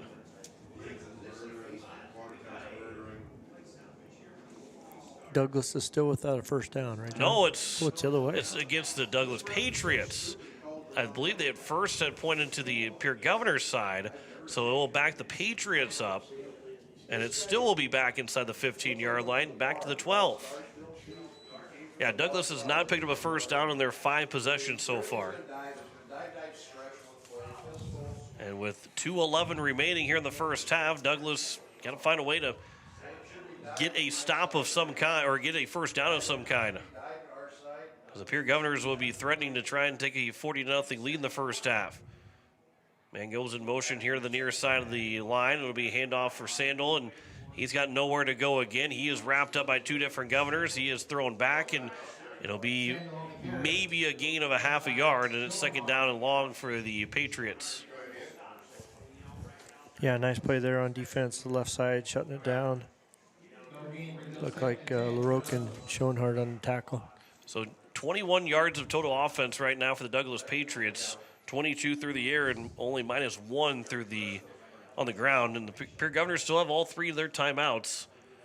And with 1:35 left to go, and knowing that, what could be here in this first half, we'll see if Coach Steele will want to use one of those timeouts at one point. As the man goes in motion again, then across the line, that's Moniger. Now it'll be a handoff again for Sandel, and he's got nowhere to go another time. And will eventually pick up a couple yards as he'll get to around the 14. It'll be a gain of 2. I'll make that a gain of 3, and it's 3rd down and 7 here for Douglas. Yeah, basically the same play from Douglas, only the other side, just a short motion with a dive following it. They're trying to get the clock run out here at halftime and get to the locker room. And now, obviously, if Douglas does not pick up a first down, Coach Steele will have to, if he wants the ball back, he will have to use a timeout, as the game clock will be under 40 seconds as the play clock is down to 5. Douglas Patriots have got to find a way to still snap this ball. Play clock down to 0, and they do get it off. And nope, they did not get it off in time. And it will be a timeout taken by the Douglas Patriots before a delay of game called.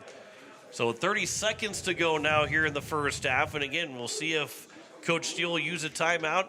If you're up 35-0, you don't have to worry about taking the timeout.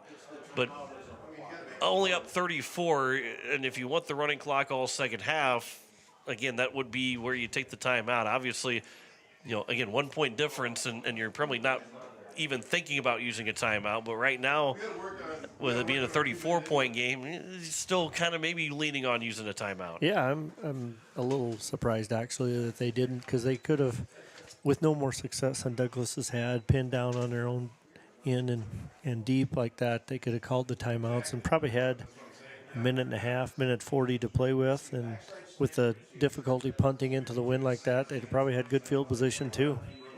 The Governors still have the 3 timeouts, so they can, if they do take that one, they still have another 2 left with about 25 seconds to go. But you're looking at maybe about 15 seconds in total when you get the ball back, depending on how the punt goes for the Douglas Patriots. 2 receivers on each side, pistol formation. Governors, Elijah Bucci maybe looking to try and come off the blitz off the end. It'll be a handoff for Sandal off the play action, and or the draw, and it will be a gain of a couple to bring up 4th down. And Coach Steele will use one of those timeouts to 23 seconds remaining. And it will be a gain of about 5, we'll call it a gain of 4, and it's 4th down, and the Governors will get the ball back with about 23 seconds remaining. Yeah, a little counter action there by Douglas. We've seen that play a couple times. It's one of their most effective run plays so far tonight, but well short of the first down. Another thing, Templeton would be kicking with the wind. If this punt isn't very good, you might give him a shot at a long field goal, get to 35 that way. And that's the other thing, too, is with Templeton, he has shown that he can kick field goals. He has made one and been fairly close on another couple that he's missed. That in a game like this and going to the playoffs, week 9 of the season, you say, hey, we got nothing to lose on a field goal attempt here. That gives him some confidence, or at least maybe, again, helps us be able to judge on if we want to use him at a field goal opportunity at the end of a half, or in general, just any time in the playoffs. Yeah, absolutely. And, playoff games, they're probably going to be tight, and you never know when you're going to have a big kick like that. So it'll be 4th down from the 19-yard line. They do have to get to the 22 if they try any kind of a fade. The Governors have 2 guys back to return the punt, as Ravala almost had it blocked again. Bouncing ball, it'll be scooped up by the Governors. It was 17 seconds to go, so Pierre will have just 40 yards to go with 17 seconds and 2 timeouts, as they're going to try and put themselves in a spot to take a 40-0 lead, or at least just a 35-point lead going in the second half. Yeah, you definitely have a couple plays here that you can call, and even if it's in the middle of the field with those 2 timeouts, you can run the 2 plays, and then you either take a shot in the end zone or take a shot at that field goal. So empty backfield here, 1st and 10 from the 41-yard line in Douglas territory. Lounsbury will throw here the near side. The catch will be made. Nope, it's dropped by Dilges. He was wide open and saw that he had a chance to run the ball a couple of extra yards, and then he forgot to catch the ball and take it with him on that open catch. Yeah, absolutely. Definitely started running before he had the ball secured, had some space. He was probably trying to decide whether he wanted to cut it in or go to the sideline, and all that led to the drop. So now 2nd down and 10 from the 41. 12 seconds remaining here for the Governors. Quick throw on the far side. That catch will be made. Terwilliger will get out of bounds with 5 seconds to go. That took 7 seconds off the clock, but it was a gain of 11 to get to the 30-yard line, and it's 1st and 10 for Pierre. Don't have much time here to run a play, no matter where it's at. When that quick play went for 7, they're going to try a field goal. So in the final seconds of this first half, the Governors will try out the field goal attempt here for Carter Templeton, as this will end up being, they'll spot a 47-yard field goal attempt here for Templeton to try and put the Governors up 37-0 here at the end of the first half. It is with the win. High snap. The kick will be up from Templeton. Will it get there? It will be short, maybe a wide right as well. And that will end us and send us to the half with the Governors leading 34-0 at the end of 2 quarters. 34-0 lead for Pierre. Back in 3 minutes. You're listening to Pierre Governor Football on KCCR, and you're watching it on YouTube at KCCR Sports.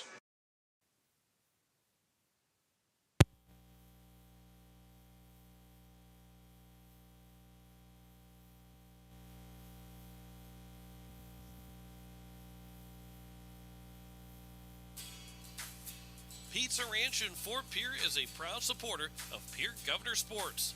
Bring your crew to the ranch. We have hot buffet options, including legendary pizza, the country's best chicken, savory sides, nutritious salads, and delicious desserts. Perched right on the river, our Fort Pierre Pizza Ranch is only minutes from the South Dakota State Capitol building, right down the road from where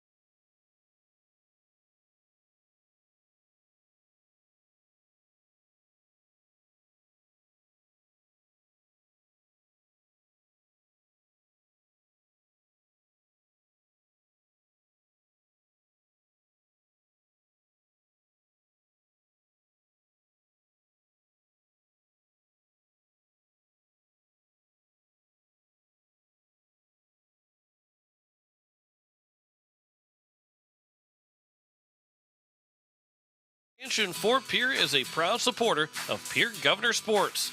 Bring your crew to the ranch. We have hot buffet options, including legendary pizza, the country's best chicken, savory sides, nutritious salads, and delicious desserts. Perched right on the river, our Fort Pierre Pizza Ranch is only minutes from the South Dakota State Capitol building and right down the road from where the Pierre Governors play. The Pizza Ranch in Fort Pierre. Go Govs! Becky Potsaba and State Farm Insurance are here to help you with your insurance and banking needs. State Farm's not just insurance. It's banking, investments, IRAs, loans, and a whole lot more. We offer guidance in a personal and caring way that helps you manage the risks of everyday life, recover from the unexpected, and find ways to control costs so you can realize your dreams. We know how life is, and we're here for you. Stop in to see Becky at 1315 East Wells Avenue in Pierre, or call Becky at 224-4173. As we welcome you back, we are here at halftime. The Pierre Governors and the Douglas Patriots. It is a 34-0 lead for Pierre at the end of the first half. John Wickler alongside Mendel Miller. And Mendel, a really good first half for the Pierre Governors, doing what they want to do in this first half, which is exactly, I mean, that's what the Pierre Governors, the game plan was for them. Yeah, exactly. Sorry, that's my bad. Exactly. You know, six drives for Douglas, 6 3-and-outs. Just really effective defense. A couple pass plays, but nothing really dangerous. Couple, 10-yard outs and things like that you're going to give up no matter what. So, really good effort there. And then the offense after the first turnover has been really efficient. Not only a couple incomplete passes and Stolly having a big night receiving and things like that. Just good execution. Well, the Pierre Governors fumbled on just the third play of the ball game, and Douglas took over with the recovery of the fumble, but they have failed to pick up a first down in the first half. And then on that first possession, when they went 3-and-out, it ended up being a block punt by Elijah Bucci that got the Governors to a 6-play, 30-yard drive and a 44-yard catch. Make that a 4-yard catch by Cooper Twilliger. And then the next drive for the Governors turned into a 4-play, 66-yard drive and a 44-yard catch by George Stalley. 11-play drive followed that with an 11-play, 83-yard drive and a 22-yard catch by Carter Merrill. A 6-play, 53-yard drive and a 13-yard catch by Lincoln Dilgis. And a 5-play, 60-yard drive and a 1-yard touchdown run by Cam Ducheneau. to make this a 34-0 game. All three announced by the Douglas Patriots. The Governors did miss. It was an extra point that was blocked, and then a 47-yard field goal was missed by Carter Templeton as time expired, as the Governors outgained Douglas 335-28 in that first half. 275 yards passing on 18 of 24 throwing for Caleb Lounsbury, and 4 touchdown throws, as George Staley's got 7 catches for 131 yards and a touchdown. Cooper Twilligers, we got 4 catches for 31 yards and a touchdown. Lincoln Dilgis with 30 yards on with 2 catches and a touchdown. And Carter Merrill with a touchdown catch and 2 catches for 51 yards in total. And he has also run the ball, Carter Merrill, 39 yards and 11 carries. Duchesneau's got that 1 carry for a yard and a touchdown. Lounsbury's carried the ball twice for 20 yards offensively. On the other side, 6 yards and 6 carries for Sandal. Wright is 3 of 8 for 22 yards. Moniger's got 2 catches for 15 yards. Walter's got a catch for 7 yards. That's the offense for the Douglas Patriots. And again, Mendel, this Governor defense has come to play. That they're doing exactly what they want to do and need to do in this ball game. Yeah, absolutely. I think Douglas will get the kickoff here at the opening of the second half, get another stop, and hopefully the offense can move the ball down the field and execute again and get this game to run time, and then you can get some other players on the field. We will step aside for 3 minutes. When we come back, we'll talk scores from around the states in playoffs, as well as also 11 AA. They'll be coming back up in 3 minutes here on KCCR and on YouTube at KCCR Sports. Hi, I'm South Dakota Attorney General Marty Jackley. If you are a crime victim, there is a way you can stay updated on your case. Crime victims can access the statewide Automated Victim Information and Notification System, or SAVIN. This free service provides victims with important criminal information and notifications.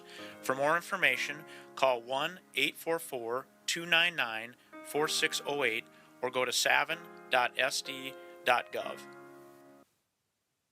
At Wheelhouse Auto Body, we believe in treating our customers and their cars like family. Our service-focused team has over 50 years combined experience in the automotive repair industry. If you have a vehicle, big or small, that needs some TLC, Wheelhouse Auto Body team is ready to take care of you. Visit Wheelhouse Auto Body at 720 North Garfield or contact us at 605-494-0436. Wheelhouse Auto Body of Pierre. Red Rosa Italian Grill invites you to check out all the amazing things they have to offer. They are more than just delicious food. They have a full bar featuring one of the largest whiskey and bourbon selections in the area. Stop down for happy hour daily from 3 to 6. Lunch specials are served from 11 to 2 during the week. Open Monday through Thursday 11 to 9 and Friday and Saturday 11 to 10. Red Rosa Italian Grill, located at 808 West Sioux Avenue in Pierre. A fullback crunches off tackle for an 8-yarder. A volleyballer crunches an ace into the corner. The crunch of a ball on a bat. Or a single leg takedown to the mat. Here's to the ones who come through when the pressure's on. Crunch time, so to speak. For you, we do more than run the numbers. We crunch them. First Fidelity. Born to bank. Member FDIC.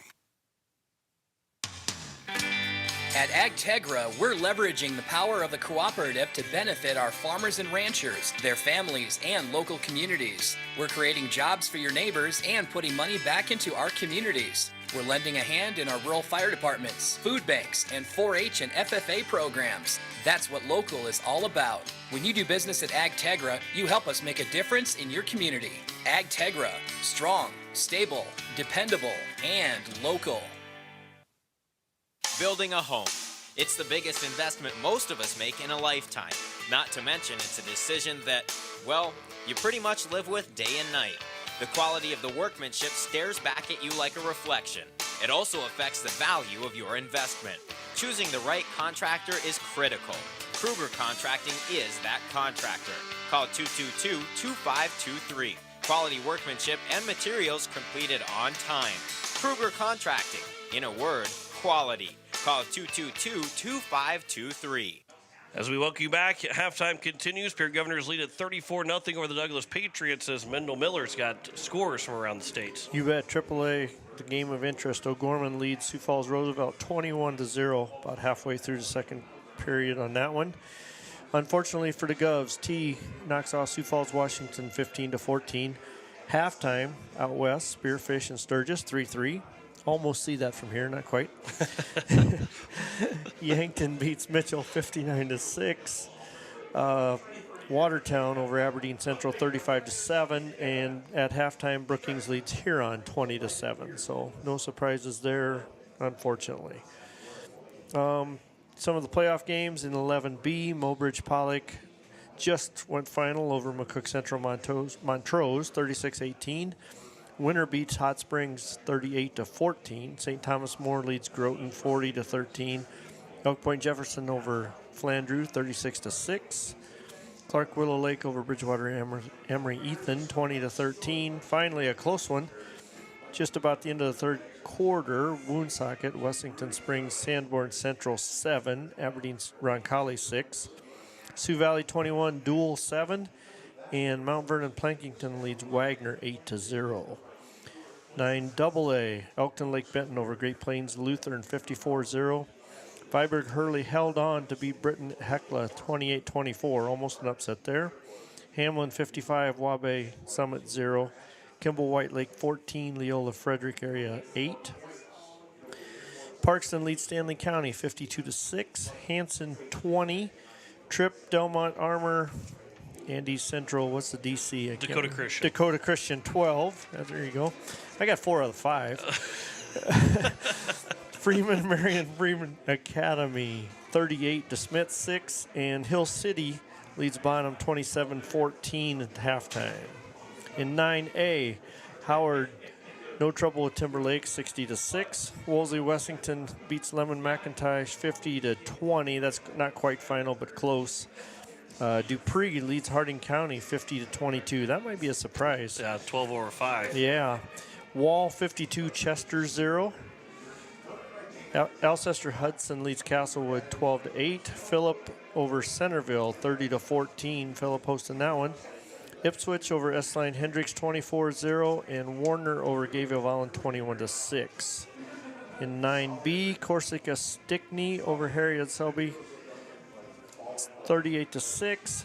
Avon over Jones County 67-6. Sully Buttes walks away from Arlington 54-0. Coleman Egan over Hitchcock Tulare 30-6.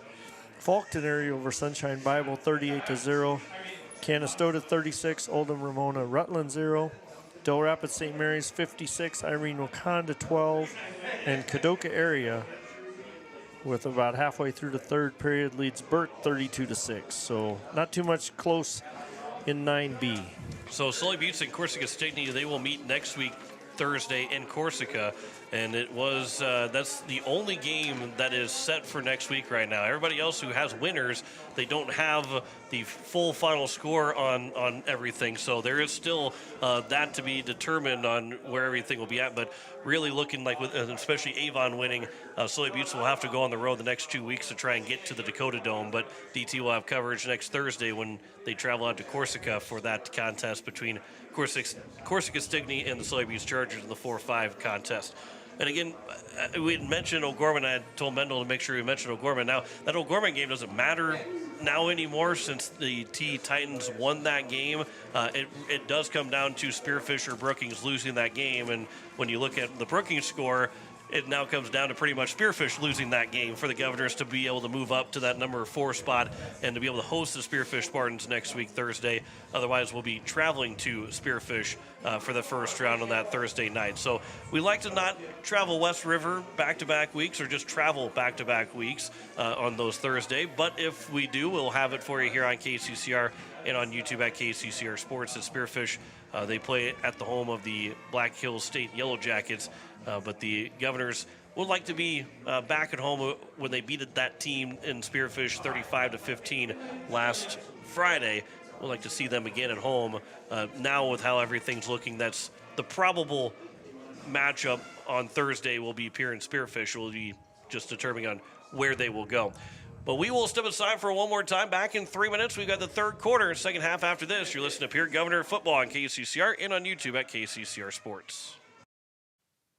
Comtech is a total technology solutions provider. Comtech is ready to get technology to work for you, not against you. Stop into Comtech to see our selection of TVs, home audio systems, computers, and security systems. They have brand names like Samsung, Bose, Sonos, and Lenovo, just to name a few. Comtech has what you're looking for in technology. Stop in at 1601 Lowell Avenue in Pierre or visit their website at comtechplus.com. Comtech, your trusted technology solutions provider. As community bankers, BankWest employees are deeply committed to supporting local causes, growing the local economy, and creating local opportunities. At a time when you can bank anywhere, we hope you choose BankWest. We'll be your financial partner for the long haul, helping you and your community achieve financial success. BankWest. Convenient, connected, committed. Member FDIC. Has it been years since you've been to the dentist? Are you afraid to see a dentist? If so, you are among many people who feel this way. Hi, I am Dr. Michelle Hofer of Missouri River Dentistry. At our office, we pride ourselves as an office that uses a personal touch to offer gentle dentistry, tailored to fit each patient's needs. We do so by utilizing state-of-the-art equipment and methods which allow the patients to feel comfortable. So whether it has been many years or 6 months since your last dental visit, your oral health is important. We invite you to call us at Missouri River Dentistry, 223-2021, 223-2021. Dakota Sprinkler and Landscaping wants to make it easy for you to get that lush green lawn and that yard haven that you've been dreaming of. Visit dakotasprinkler.com to make appointments for sprinkler system spring startup, service calls, fall winterization, and landscaping quotes. Trust Dakota Sprinkler and Landscaping's professionals to get you through the planning and installation to make your landscaping needs a reality. Visit dakotasprinkler.com today. With any dream, the wind won't always be at your back. The sun won't always be shining, and some rain is going to fall. American Family Insurance is like a good, solid roof that you can trust to protect your biggest dreams. With plans that could save you up to 23% when you bundle your home and auto. Also, you can continue to dream fearlessly, no matter what comes your way. American Family Insurance. Visit mfam.com to learn how discounts may apply to you. American Family Mutual Insurance Company assigned its operating company, 6000 American Parkway, Madison, Wisconsin. Contact the Brittany Shufflebind Agency, LLC, 224-6627. Looking for your next new or used car, truck, or SUV? Then go no further than the comfort of your own home. Shop online at lambmotor.com. On lambmotor.com, you'll find the vehicles Lambs has in stock. You can schedule a test drive or your vehicle's next tune-up all online. New or used, shop for it all online anywhere you are. Lamb Motor has the right vehicle for you. Lamb Motor in Oneida and online, lambmotor.com. So we welcome you back. We are set for the second half, 34-0 on the American Family Insurance Brittany Shufflebind scoreboard. John Winkler alongside Mendel Miller as a quick score update across the what would have been on KCCR tonight if there is no Thursday night Pierre Governor football. Would have been Thursday night football. The Vikings and Rams are tied 14-14 as they get to the end of the first half. As the Thursday night game and coming off the loss for the Vikings, not that they're coming off the bye, but Vikings are trying to get to 6-1. The Rams are just trying to piece wins together with getting guys healthy. Puka Nacua and Cooper Kupp have both come out. And Mendel Miller and I are both happy to see Cooper Kupp scoring a touchdown fantasy-wise for potential money at some point. Well, much later for me, but potential money for Mendel coming up at the end of the week. Can we talk money? Is that legal? Fantasy football wise, I think. Okay, we're good then. It's but anyway. Believe me, it's not very much money. I was going to say that the amount of money that we win or lose is pretty minimal. Yes. When it comes down to it. But it is going to be the Gunners that will kick the ball away to the Douglas Patriots, as the Govs need a defensive stop and one more score, and if they can do that, they will find themselves with a run time the rest of the way, as we are set for the second half. After a relatively long first half, though, Mendel. Usually we're kind of about an hour into the game, and we're at halftime. We've got an hour and a half into this ball game by the time the second half starts. Yeah, and there was a lot of running and things like that too. Not a lot of incomplete passes. I'm not sure exactly what the issue was. It took so long. Carter Templeton will kick this with the wind as we'll get to the 10-yard line, right up the middle of the field to the 20, 25, out to the 30, still moving to the 35-yard line. The Governors are trying to push him down, but the forward progress was finally stopped at the 35-yard line. And there was 5 different Governors that were all there to make the tackle, try to make the tackle, but the man never actually went down as he got to the 35. Yeah, speaking of NFL, if that was the NFL game, he'd still be going because I don't think they'd have blown the whistle that fast. And that, especially moving forward, that would have been a wild kick return for the Douglas Patriots. Well, yeah, we don't kick returns in the NFL anymore. So that's also true too. It had just been a wild kick return because it actually was a kick return. A kick return, exactly. The clock was still running, 11:17 to go. As we will get everything scored away before we get the first play of the second half. 11:45 is what they're going with. We'll put about 30 seconds back up on the clock. So 11:45 to go. Just took 15 seconds off the clock on the kick return, but it is 1st and 10 from the Douglas 35-yard line. Pistol formation here for the Patriots. Man goes in motion. It'll be a handoff here on the near side. Now they're looking to pass down the middle of the field. It will be caught for a first down as it was thrown by Kason Tibbetts and the catch made by Keaton Wansneck. And it's a gain of 15 for a first down for Douglas. Yeah, Tyson Polson there coming off of his man to make the tackle. The safety flies up on run support, and they toss it over his head on the quick trick play to get their first down of the night. So a gain of 15, and it's 1st and 10. Clock is stopped right now with 11:28 to go. And it's, well, now they're going to back it up to 11:35 to go. So now the clock will start here with 1st and 10 for the 50-yard line. And Douglas is looking to have their, well, it would be their first play, the second half, but it will be the second time that they've crossed midfield, but we get a whistle before the snap, and it will back them up 5 yards, and it'll bring up 1st and 15 for the 45.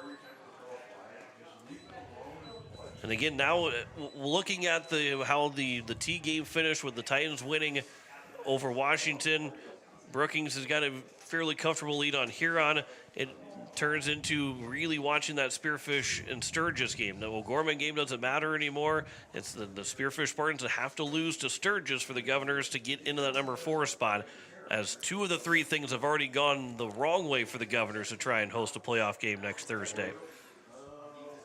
So that's what we're going to be watching as the second half goes on. It might be the end of the ball game by the time that we get off the air here to tell you exactly where the Governors are going next week. This will be a handoff on 1st and 15. Extend play action. That ball is bounced up in the air as the receiver in Wozniak was led a little bit too far. And Carson Stosher, along with also number 32 in Trevor Rounds, were in there to break up the pass. And then maybe Sun and Shine in there as well, but it's 2nd down and 15. Yeah, really good fake there. Looked like a handoff up the middle, but good discipline from the Pierre defensive backfield to double team the ball or the potential receiver and knock it away. It's 11:15 to go now here in the third quarter. Shotgun formation, a back on each side, flanking right. A handoff will be up the middle. This one, I believe, was for Tibbetts.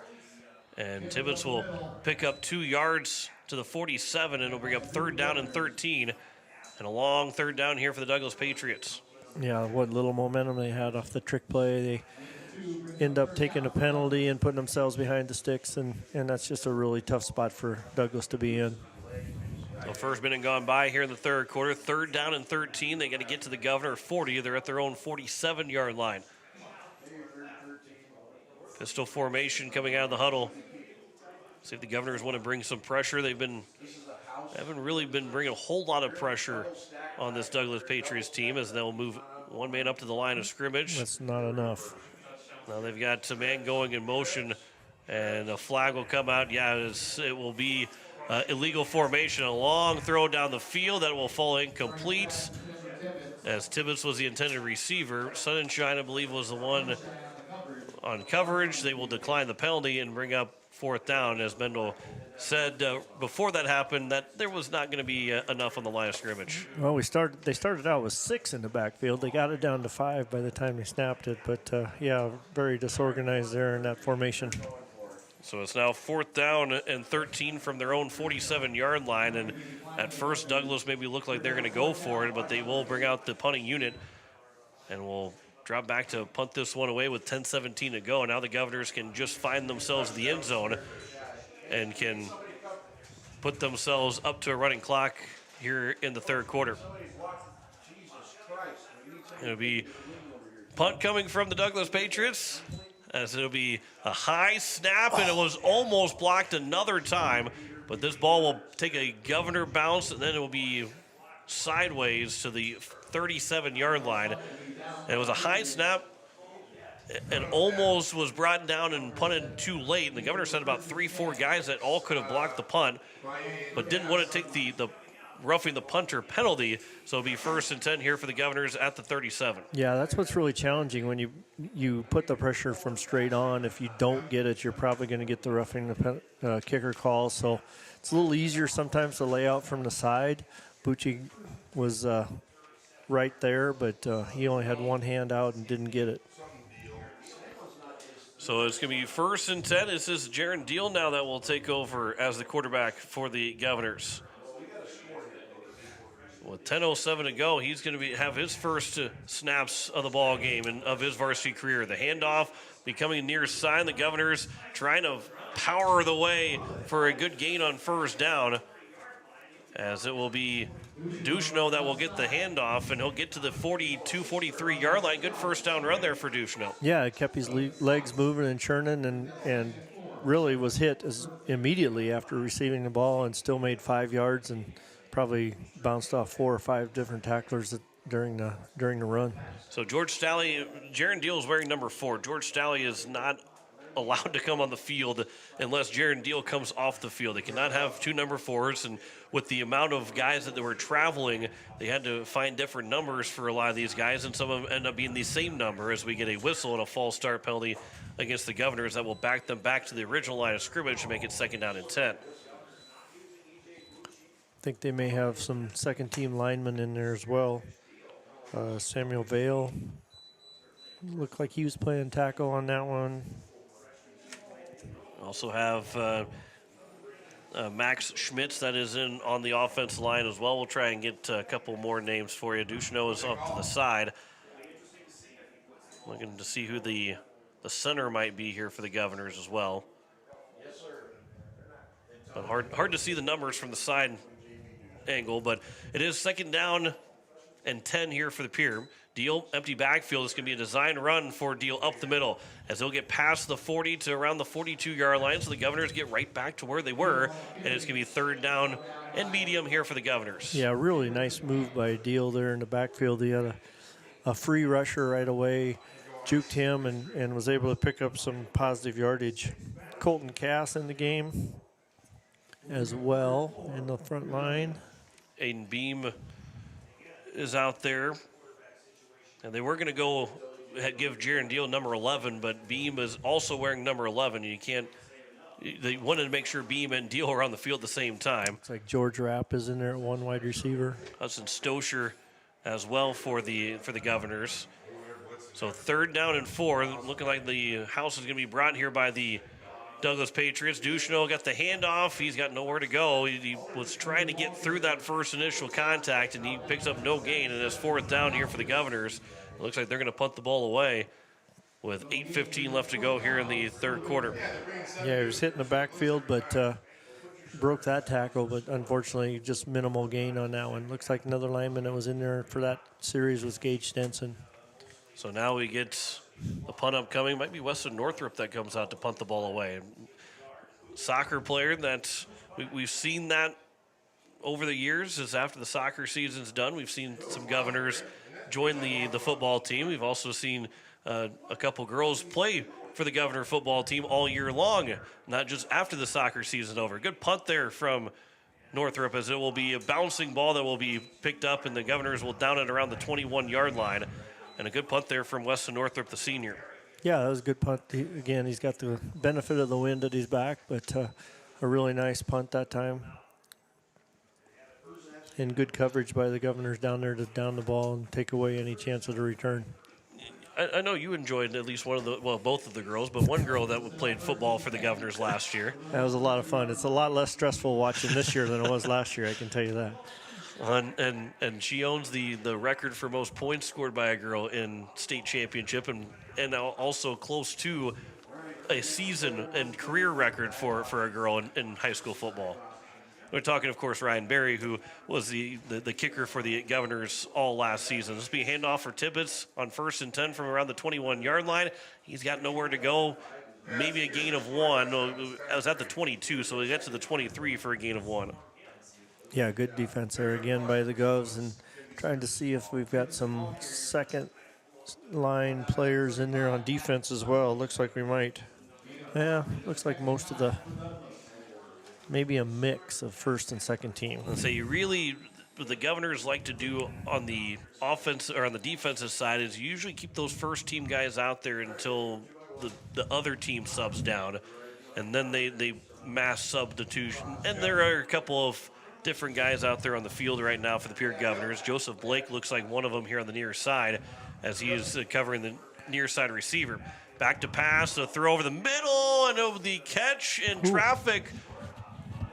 Will it be caught for a first down? I believe they say it is going to be caught. What a catch in traffic by number 21.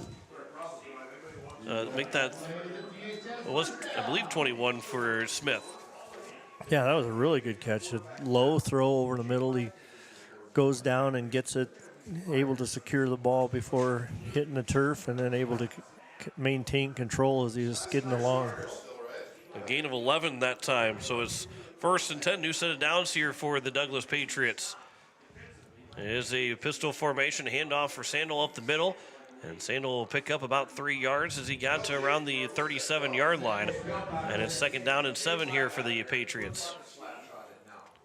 Looked like the Governors brought a linebacker up the middle, blitzed right into that run, but they were able to knock him off his path and find a little crease there to pick up 3 yards. Halfway through the third quarter with a 34-0 lead for the Pierre Governors. Again, they're 1 point away from having that run time in this second half. Pistol formation again here on 2nd down and 7.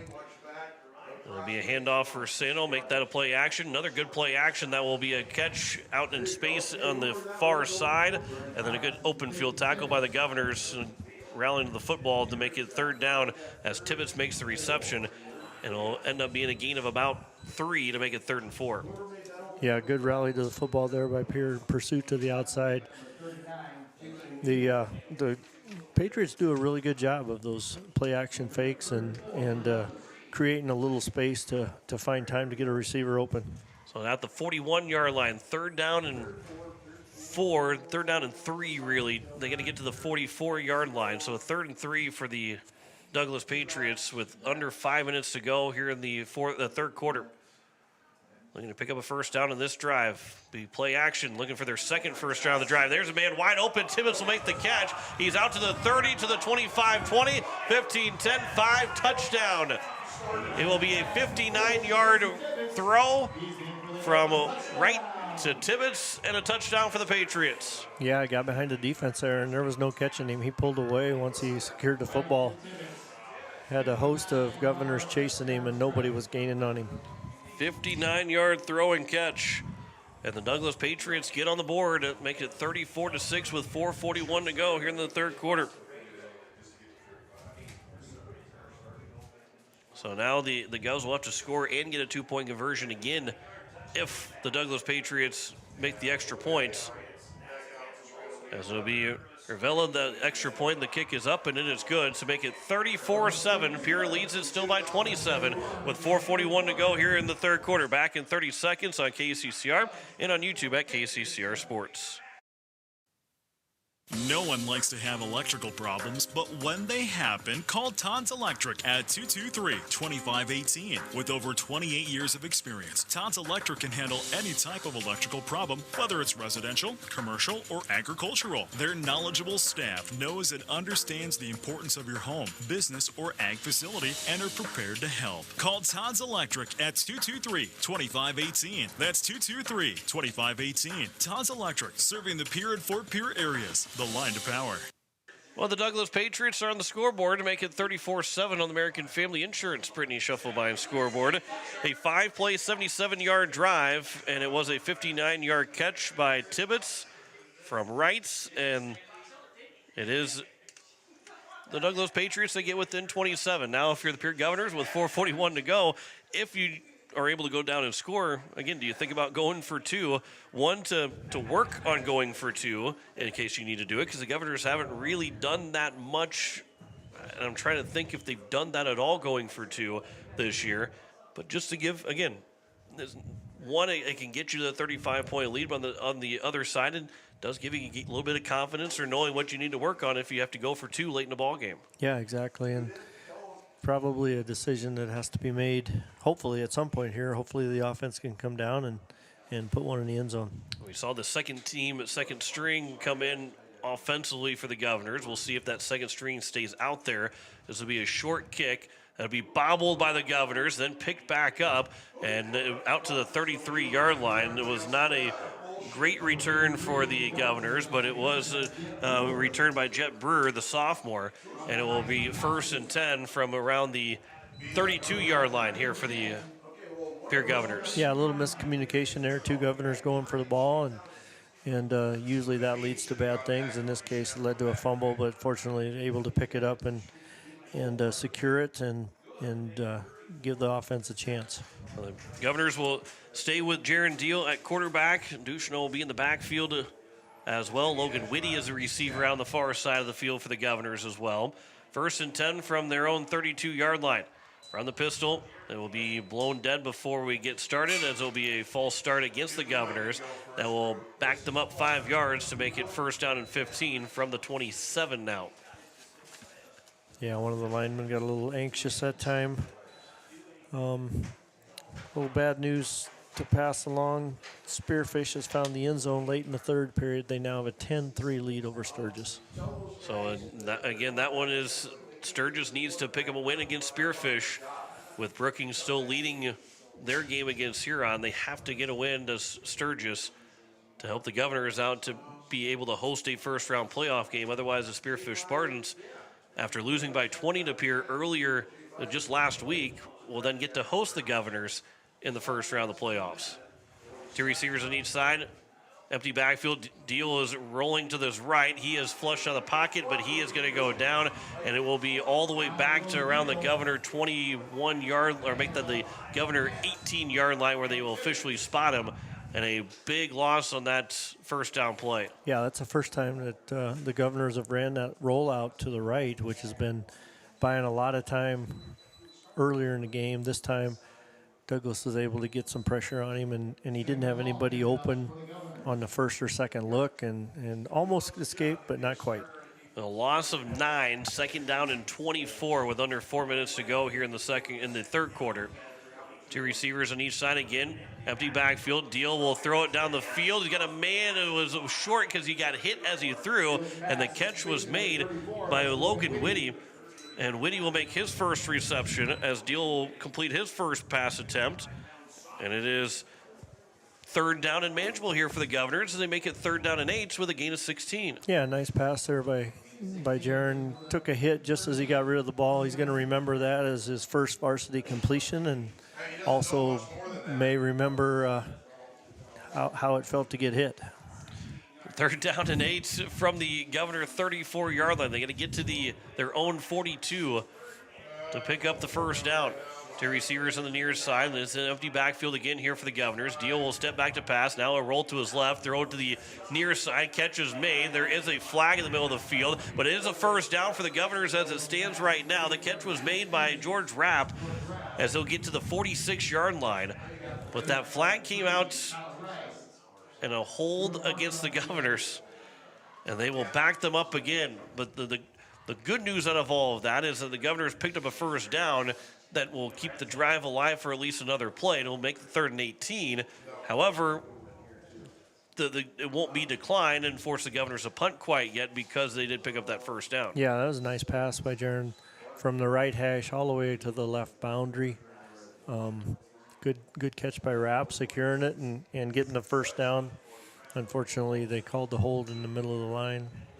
So back them up to the 24-yard line as they're still trying to find their way to a first down with 2:57 to go in the third quarter. 3rd down and long. Got to get to the 42-yard line. 3rd and 18 here for the Governors. Deal drops back to pass. Now will step up in the pocket. He'll throw over the middle. Catch is made. And it's going to be a first down for the Governors. They pick up the first down on 3rd and 18 as it was thrown to Logan Whitty again.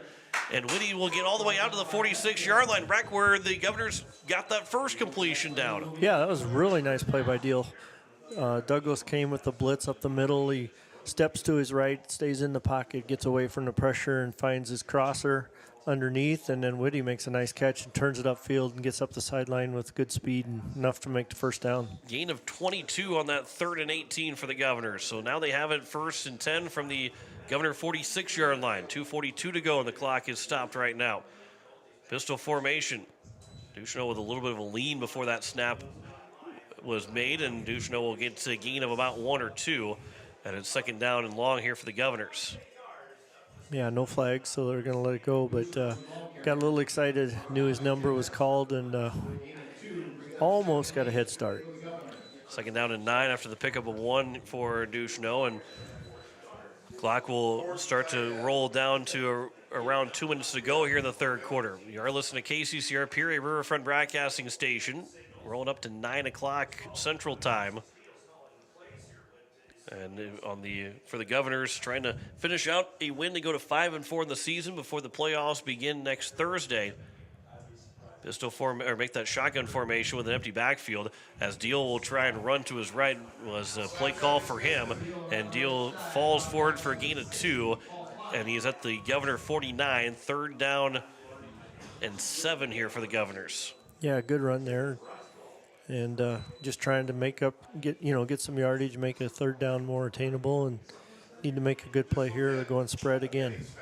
They are half a yard away from crossing midfield at the Governor end of the 49-yard line. 2 receivers on each side. Shotgun formation, empty backfield again. And they do get the Douglas Patriots to jump. That will push them up 5 yards. And the Govs now have a much more manageable 3rd down and 2. It'll be a short 2 for the Governors as they cross midfield and go to Douglas territory. Yeah, you really like to see that from the Governors. You got the second team across the board in there, especially on those linemen. Sometimes they can get a little anxious. Nobody moves, and you get the free 5 yards and make it really a 3rd and manageable here. So shotgun formation again, 3rd down and a short 2.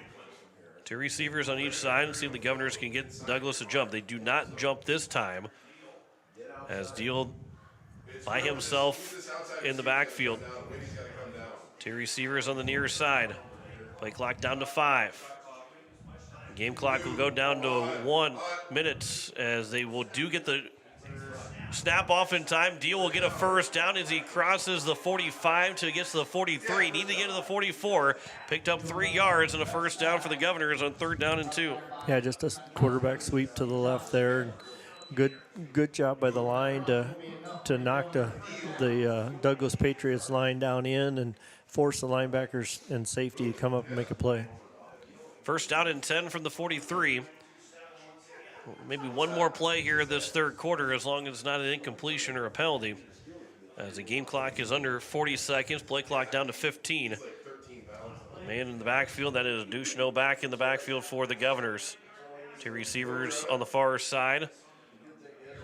From the 43-yard line, a handoff. Ducheneau bobbles the snap, and it will be recovered by the Douglas Patriots with 19 seconds remaining in the third quarter.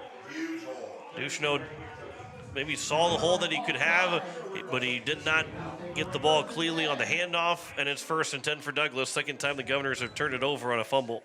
Yeah, and that's what happens, especially for those younger players like that.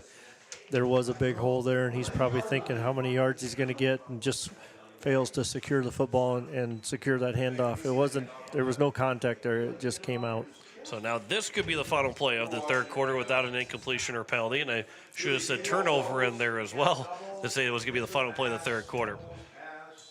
As this will be back to pass, Wright will scramble to his left. He'll throw down the field. It'll be a jump ball, and the catch will be made. Another big catch, and the Douglas Patriots are not going away quietly. Tibbetts makes another huge grab from the quarterback Wright. Yeah, he just threw a 50-50 ball up there, and Tibbetts athletic enough to go up and get it. A 24-yard catch, and that will take us to the end of the third quarter. And Wright is now over 100 yards passing, 7 of 14. And we head to the fourth quarter. Pierre Governors still have a comfortable lead, 34-7. And the Douglas Patriots are driving again. Back in a minute here on KCCR and on YouTube at KCCR Sports.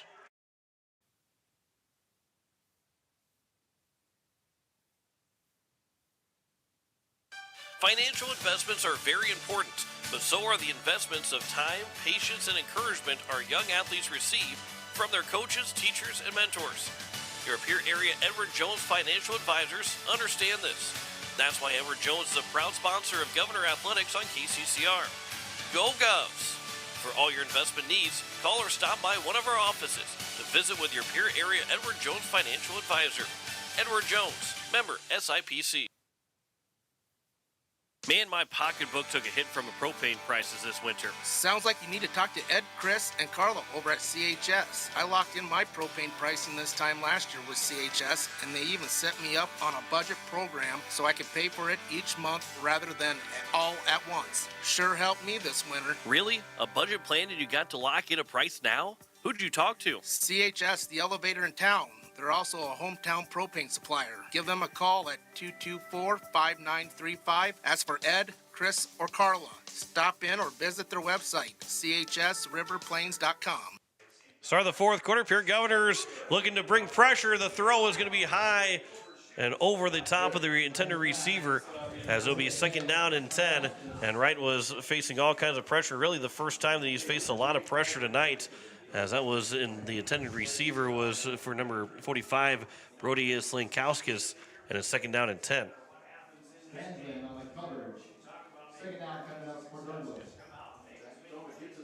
So 2nd and 10 from the 33-yard line, as the Douglas Patriots are in Governor territory.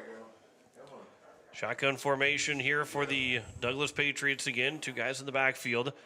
Wright will step back to pass. The throw will come to the near side again, down the sideline, and again overthrowing the intended receiver of Caden Walters. Got a flag, I think. But a flag does come in, and it will be a pass interference against the Pierre Governors that will extend the drive and give the first down for the Patriots. Yeah, I'm not sure that pass was catchable, but I'm not sure that matters. It was in the vicinity. Not too much contact, but evidently just enough. So that pass interference will give the Patriots a free 15 yards. That will put them inside the red zone, and it'll be 1st and 10 from the Governor 18-yard line. The Patriots are closing in on scoring on a second drive here tonight. Only 10 seconds have gone off the clock in this fourth quarter. We will talk with Coach Steele after the end of the ball game. We'll also talk with some players of the game, and I think George Staley's got a good chance of coming up here with over 100 yards receiving. He's got a pretty good shot at coming up to be talking with us. 2 receivers here on the near side, shotgun formation again. It'll be a handoff, this time nowhere to go for the Douglas Patriots, and that Governor defensive line, regardless if it's been the first team or the second team, have been done a really good job of being able to provide the pressure. St. Louis gets a loss of 2 on that play. Yeah, still not too much of a run game for Douglas. They have been able to hit a couple passes here, but the line's doing a really good job at shutting down the run. A total now of what will be 136 yards, 134 yards for the Douglas Patriots tonight, but only 10 of those yards have come on the ground. Pistol formation. This will be a play action. Now they're going to go end around here the nearest side, inside the 10-yard line to around the 9, and it's going to be 3rd down and 1. Tibbetts will get that end around handoff, and he'll pick up 12 yards, make that 11 yards, make it 3rd down and 1. Yeah, good play there. Good execution by Douglas, getting the corner and surprising the Pierre defense. But I'm really impressed with Wright. He's got good ball handling, good fakes. He faked the dive play to the running back and got it out to the receiver coming around. Well, the Patriots are looking to get in the end zone for the second time tonight. They try and pull within 20 points if they can do that with an extra point. This will be a handoff up the middle again. And again, the Governor defense, I don't know if they're going to stop them for a 4th down, as Tibbetts was the man that got the handoff, and I think they're going to spot him short. No gain. It's really close. To bring up 4th down, and so the Governors do get one stand right here. Let's see if they can stop him on 4th and 1. Thought maybe they're going to spot him at the 8-yard line, but it has been right at the 9, and the Governors will look for that defense. More of a goal line stand here with 9:45 to go in the 4th quarter. Same formation, maybe looking for the same dive. 2 receivers here on the near side, and now we get a whistle and a timeout, and they'll be taken here by the Douglas Patriots with 9:38 to go. And again, the Patriots season will come to an end after tonight's game. Regardless if they beat the Governors or not, their season will end. So they're playing for a lot of pride right now and to go into the offseason with a little bit of momentum to get themselves going and try and win some ball games in 2025. Yeah, absolutely. And they got to be feeling pretty good about themselves right now. They've made some plays here in the second half and are finishing on a positive note. And another positive note, Sturgis finds the end zone for a touchdown with about 6 minutes left in the 4th quarter. Unfortunately, I got to balance all my positives with a negative. They missed the extra point. No. So it's 10 to 9. Oh, man. So that's right now 1 point difference between the Governors hosting and going on the road next week. But there's still 6 minutes to go. As in that game, there's still 9 minutes left to go here in this contest. So we should have a conclusion of that game before we get to the end of this game. 9:38 left to go. 4th and 1. Wright was under center. Now he'll come back out for the shotgun formation with the receiver or running back on each side. They will hand it off in the backfield, and it will get a 1st down to the 5-yard line. And Trevor Rounds, looks like Trevor Rounds is the one to make the tackle. Unless Max Hunsley, was the one to make the tackle. As Sandel will pick up enough for a 1st down as he got to the 5-yard line. Actually, I believe it was Tibbetts that got the handoff. So Tibbetts will pick up the 4 yards to make it 1st and goal from the 5. Yeah, they come out in their 2-back set just like the time before, only instead of trying to attack the heart of the Pierre defense up the middle, they go off tackle with a little power and are able to pick up the 1st down. 1st and goal from the 5. Shotgun formation again. With 9:10 to go, and then we get everybody jumping. That'll be a false start against the Douglas Patriots. And it'll back them up to the 10-yard line to make it 1st and goal from the 10.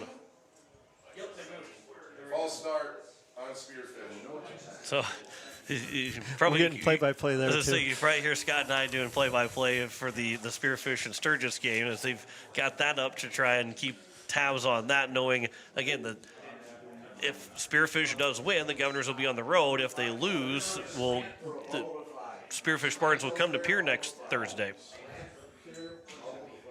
And Scott and I's voice carries quite a bit, too. Shotgun formation, again, 1st and goal, play action. The throw to the near side, that'll be a catch at the 5-yard line. They get those 5 yards back, as it was Keenum Wanzek that will get the catch. And it's 2nd and goal from the 5-yard line. Yeah, really good coverage there by Sonnenschein, but again, a really accurate throw by Wright, and the receiver goes down low and scoops it up. Which is also, obviously would be second and goal for the 10 if it's incompletion, but it does keep the clock moving right now because there is no running clock with a 34-7 ball game. The Governors never got to that 35-0 lead.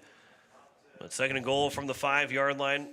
In shotgun formation, they'll hand it off to Sandel. He'll try and cut it back up the middle, looking to get to the end zone. He's at the goal line. The push, and they will spot him just short. The forward progress was stopped at the 1.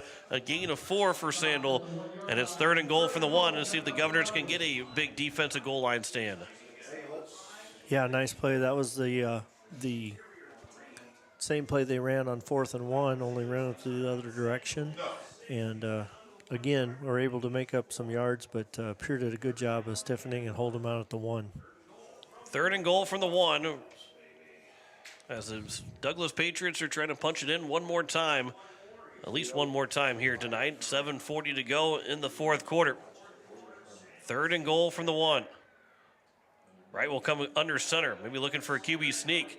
Instead, it was almost looked like a fumble Ruski that they tried to get the offensive lineman a chance to run with the football, and it'll end up being a loss of several yards as it ended up being number 54, big number 54, Sylvan Kent, the 5'9", 230-pound senior offensive lineman, that ends up losing yards all the way back to the 8-yard line in his 4th and goal.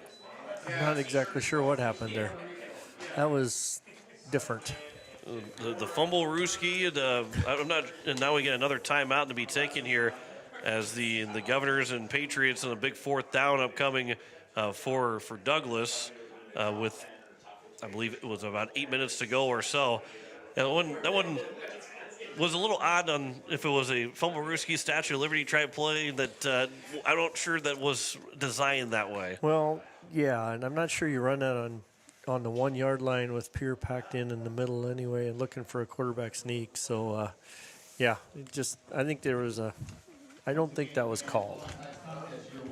So again, the Governors were kind of paying attention to that Spearfish Sturgis game a little bit more in the last couple minutes of that game, because we do know that if the Governors, or if the Spearfish Spartans win, the Governors will be on the road. If Sturgis comes back and wins that game, they will give the Governors a chance to host the Spearfish Spartans next Thursday. And it was 10-9 in favor of the Spearfish Spartans. And Sturgis does have the ball back.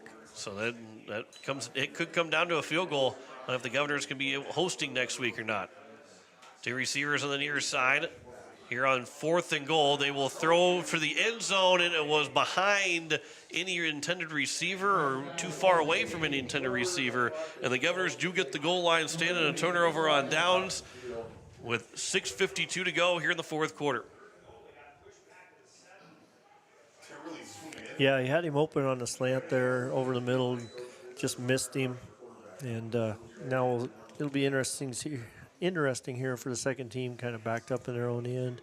Can't make a mistake. And again, the Governors will have it at their own 7-yard line. We'll have a full scoreboard update before we get off the air here tonight from Douglas High School. As this will be a handoff in the backfield, and the Douglas Patriots blew that up right away. There's going to be a loss of about 3 as Ducheneau had nowhere to go. He was immediately hit when he got the football. And it's 2nd down and 13. Yeah, a couple different defensive linemen got through that time and met him right away. So probably they've had more success, this group has, throwing the ball. They probably tried to look for something short and safe. So now the empty backfield here for Jaron Deal. 2 receivers on each side. 2nd down and 13 from the 4-yard line. Good presence here by Deal, the freshman, letting the clock tick down. Yeah, play clock is down to 8.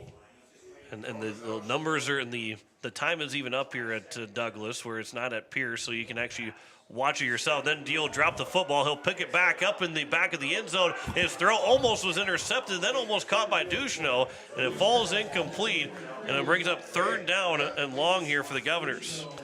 Yeah, just rolling right on that rollout again, looking for the safe out throw. Once he drops the ball, all the timing is off, but he did a good job to to recover the ball and get rid of it so he didn't take the safety. So 3rd down and 13 from the 4-yard line. Again, empty backfield here for Deal and the Governors. The clock stopped. They can snap it a lot earlier. They tried to get Douglas to jump. They did not. Well, now we get a whistle, and it will be Douglas who did jump across the line of scrimmage. So it'll end up being 3rd down and 8 here for the Govs. Give them a little bit more room to work back there. Give the offensive line a little space to pass protect without risking the holding call. So that'll be 3rd down and 8 from the 9-yard line. The Governors will have a better shot at picking up a 1st down. And as Mendel said, at the very least, too, you find yourself a little bit easier to punt the ball away if you don't pick up a 1st down or pick up any more yards from here.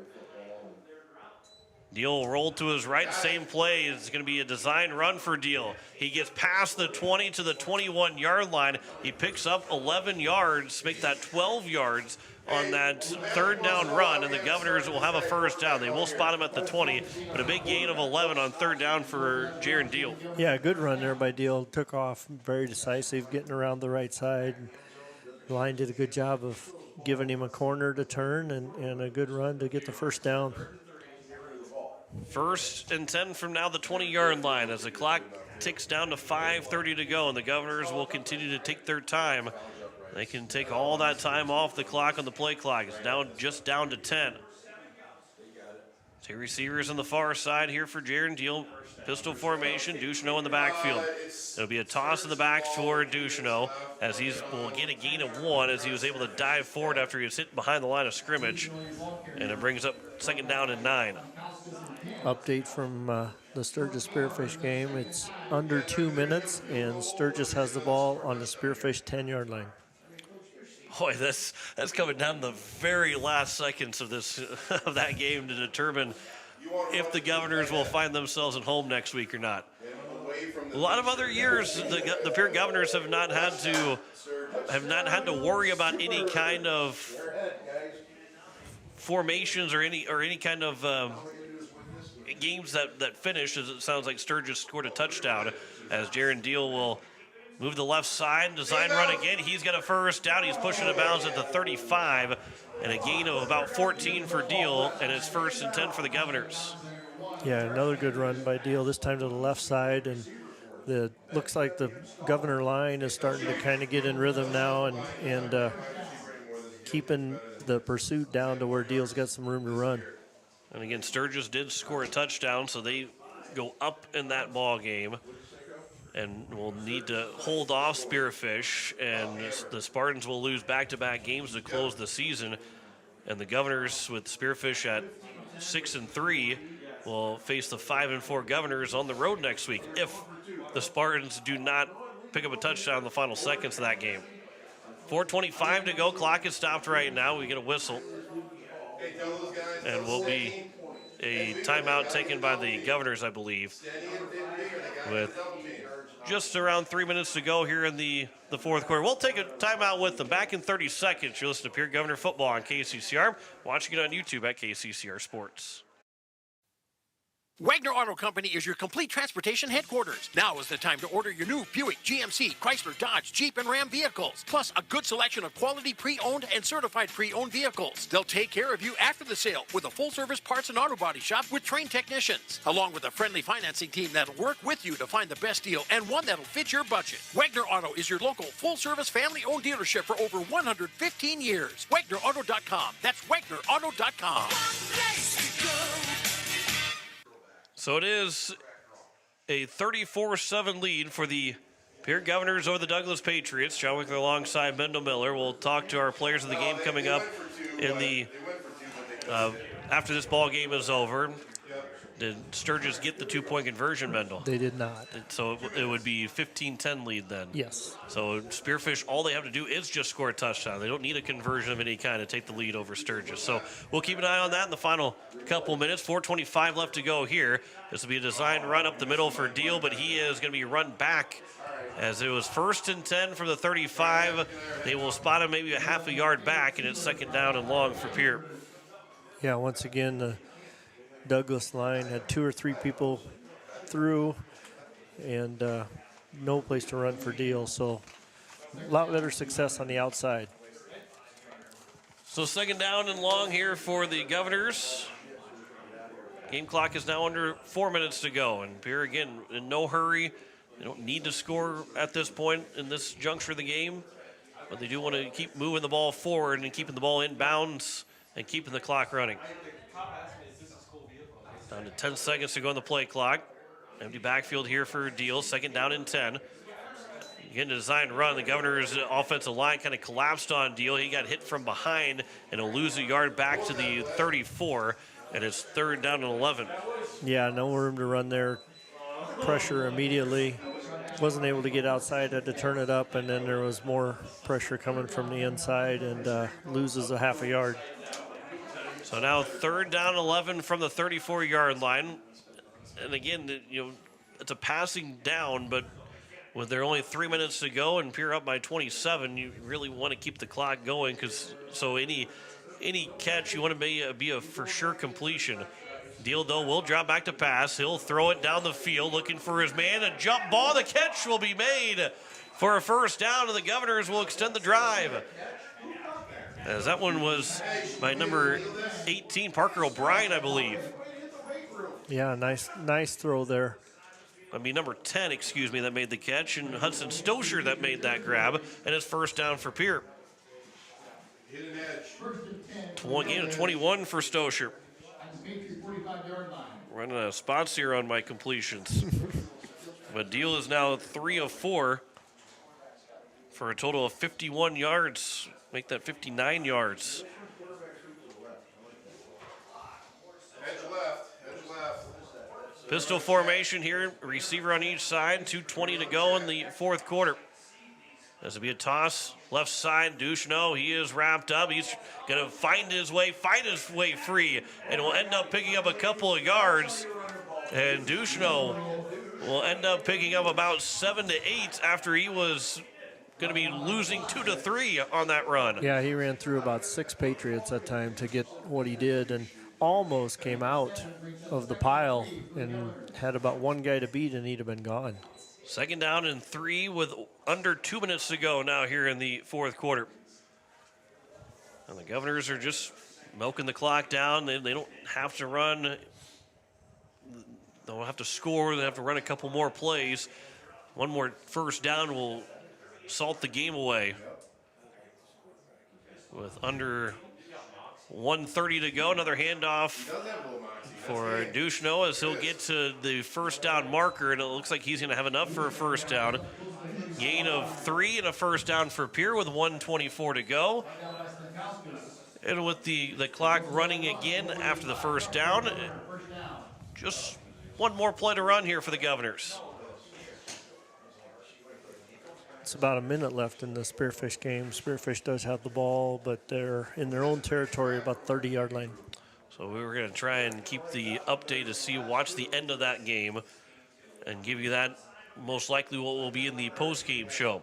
Governors might have to run 2 more plays as the game clock is now 55 seconds.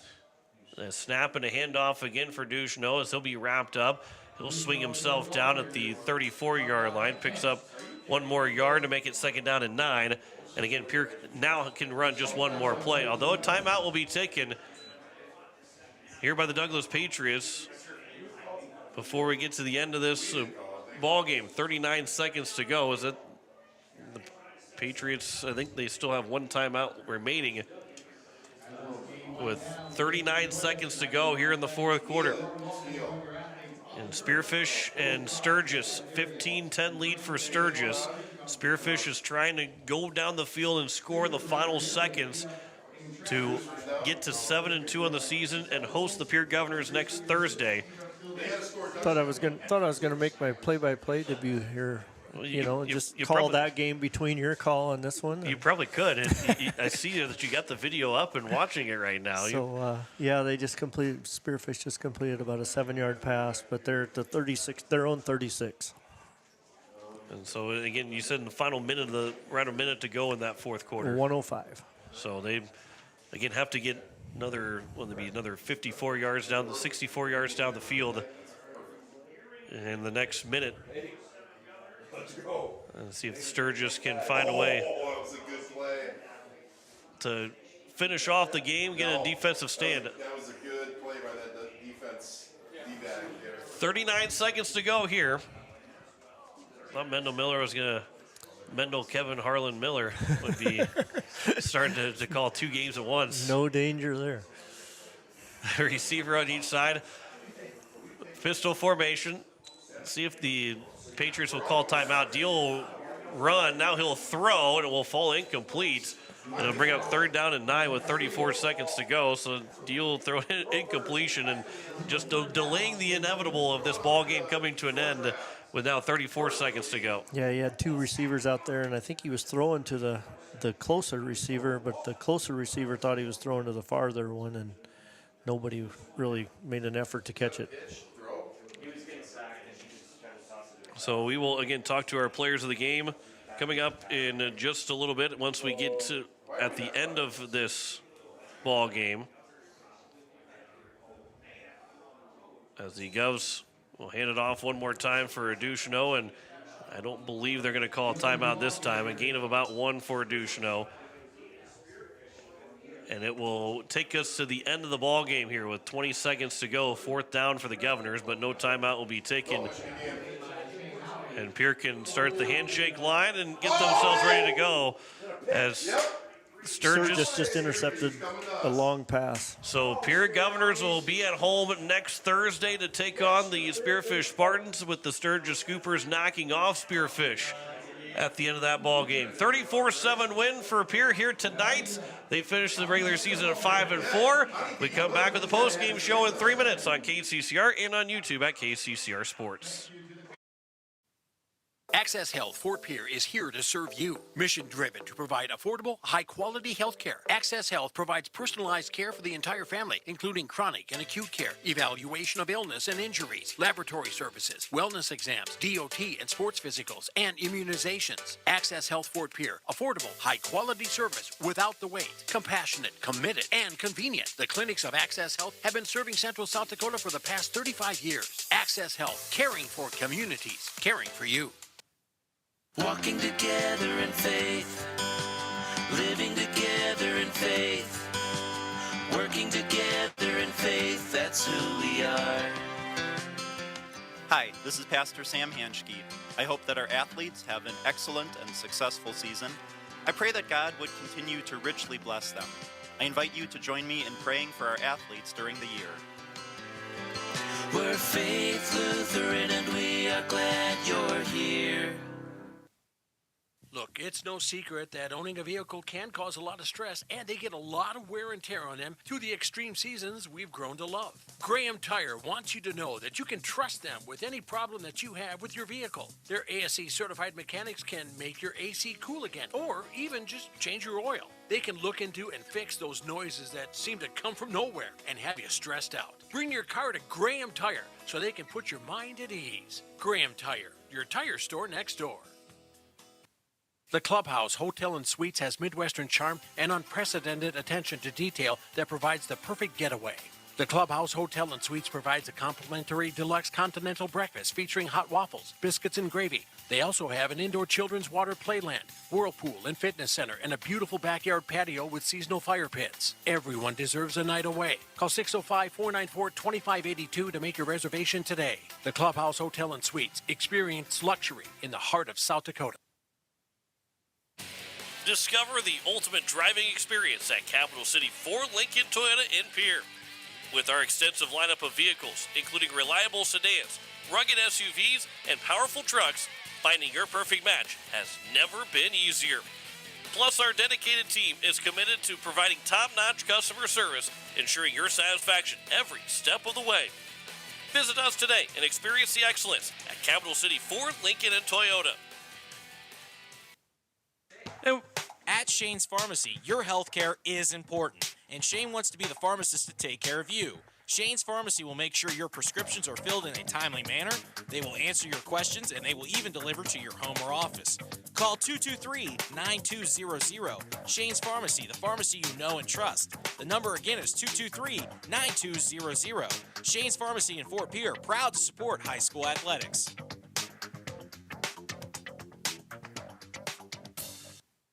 As we welcome you back into the postgame show, the Pierre Governors win it 34-7 here on the final game of the regular season. John McClure alongside Mendel Miller. And it will be a home game next Thursday. The Pierre Governors will be the 4 seed.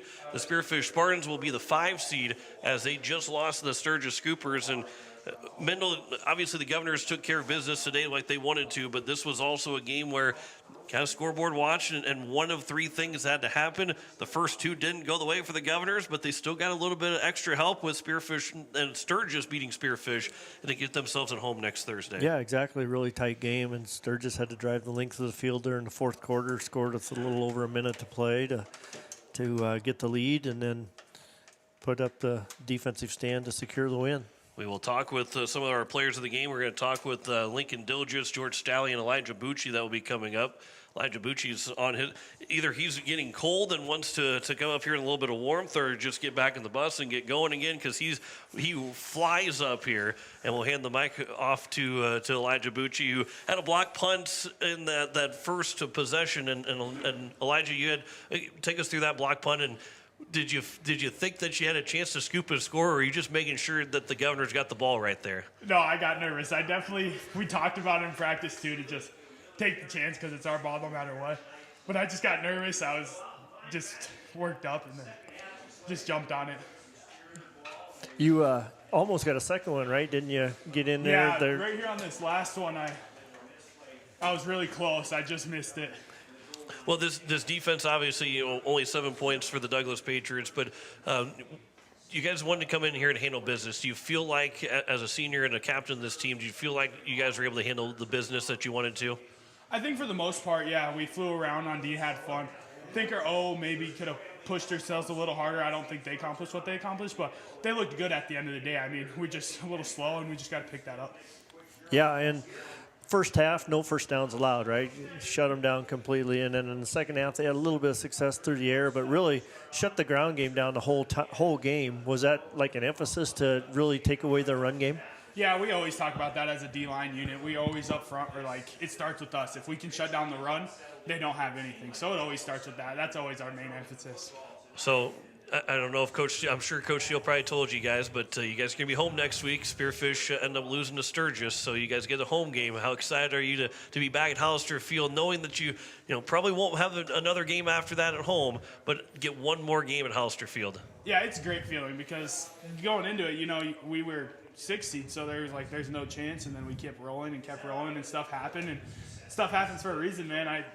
I'm happy. I'm super excited to be able to play out our field one more time. I'm really I can't even. Well, real quick too, Spearfish, you just played them last Friday. What do you kind of maybe expect could be different from them this time? Before you get to the film and everything, what do you kind of expect maybe be a little different? I think they're going to really hammer run. I feel like they did an all right job running until we kind of figured it out here later in the game, but they were kind of hammering us on run, so we just got to know to get our nose down and get dirty.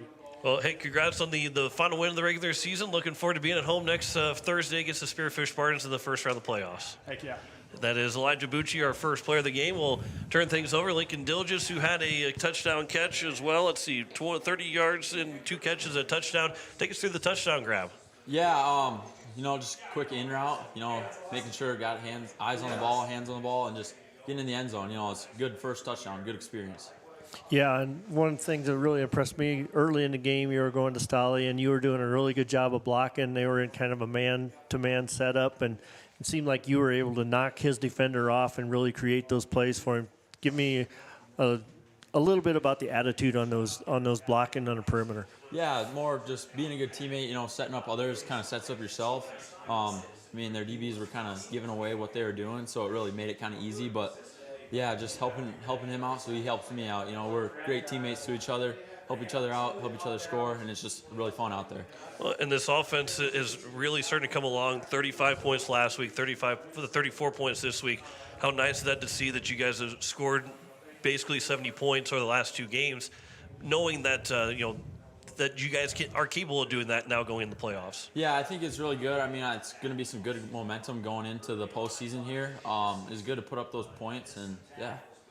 You get to be at home again. How exciting is that to be able to be hosting Spearfish next Thursday? Yeah, that's very exciting, especially to have the student section, the crowd, the fans, everyone there. It's going to be really exciting. At some point in the season, we didn't know if we were going to have one, and to know that we have that locked in now, it's very good to know. Well, congrats on the win, and looking forward to seeing you guys at home next week, Thursday. Thank you. That's Lincoln Diligence, and we'll pass it along to our final player of the game, and George Staley, who had a excellent first half with over 100 yards receiving. We got you unofficially for 131 yards on 7 catches. A lot of jet sweep passes for you. Talk about being able to have that extra space. You got a lot of speed. Everybody knows you got a lot of speed. How are you able to make that happen too? That's all the blockers. I mean, I got to give the credit out to the boys, Carter and Dilgis, Cooper, Beam. Those guys are blocking in the O-line on those cutback lanes. That jet sweep, it wouldn't be anything without the outside blocking and receivers blocking for me. Take me through the touchdown. Looked like maybe a mesh route over the middle, kind of come through and lost your guy. Was that what it was? Is that what the design of that play? I'm going to be honest with you. I ran the wrong route.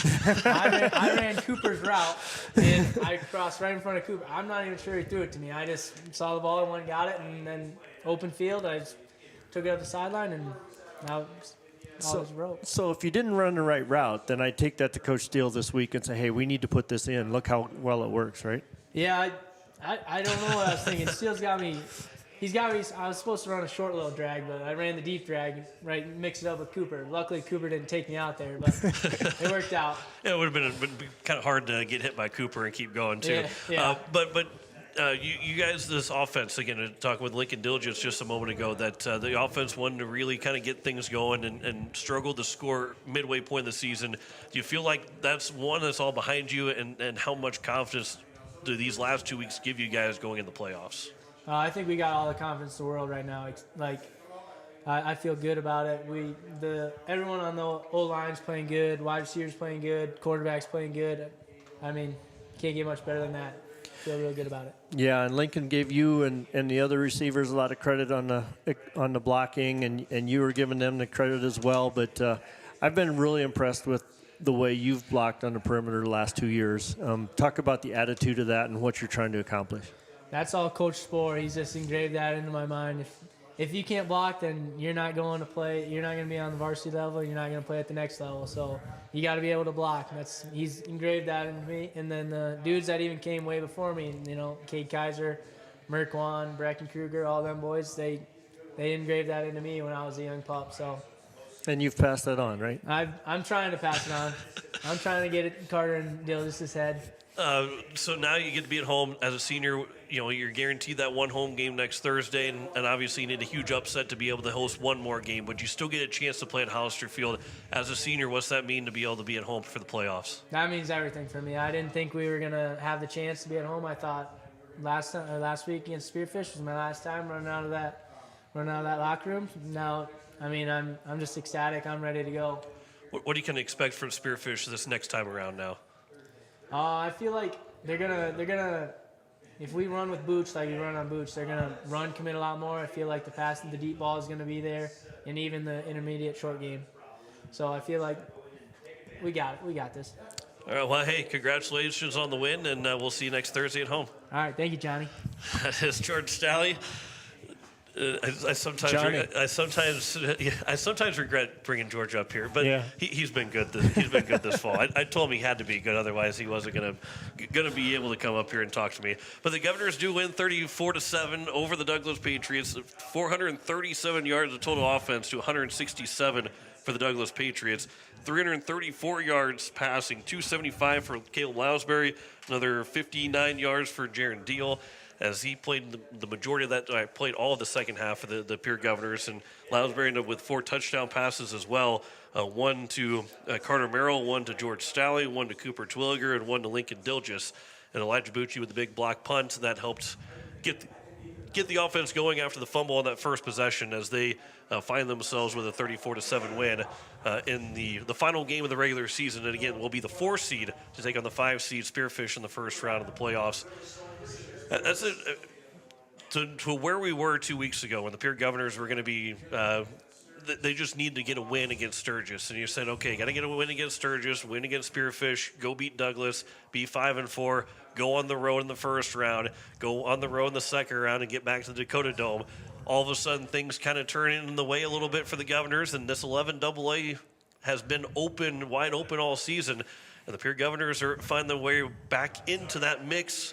And you can't overlook the Governors going to the playoffs. Oh, absolutely not. First of all, you got a lot of experience there. You got a lot of experience on the coaching staff. They've prepared for these games and things like that. So that is, that's huge. Just right there is huge. You got a lot of players that have played in the Dome and things like that already.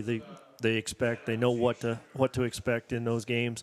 But the games that they lost, even early in the year in Brookings and Watertown, those games, they were in every game. It's open. It is a wide open field, I think, and it's just whoever's playing well at the end.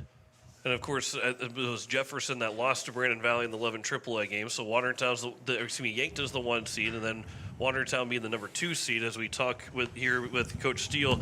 Coach, a big win here tonight, 34-7. Did you feel like you accomplished what you wanted to do coming in here, getting the win, business-like effort, and getting off without hopefully without any injuries or any lingering any problems at all? Do you feel like you accomplished that? Yeah, everyone's healthy coming out of the game.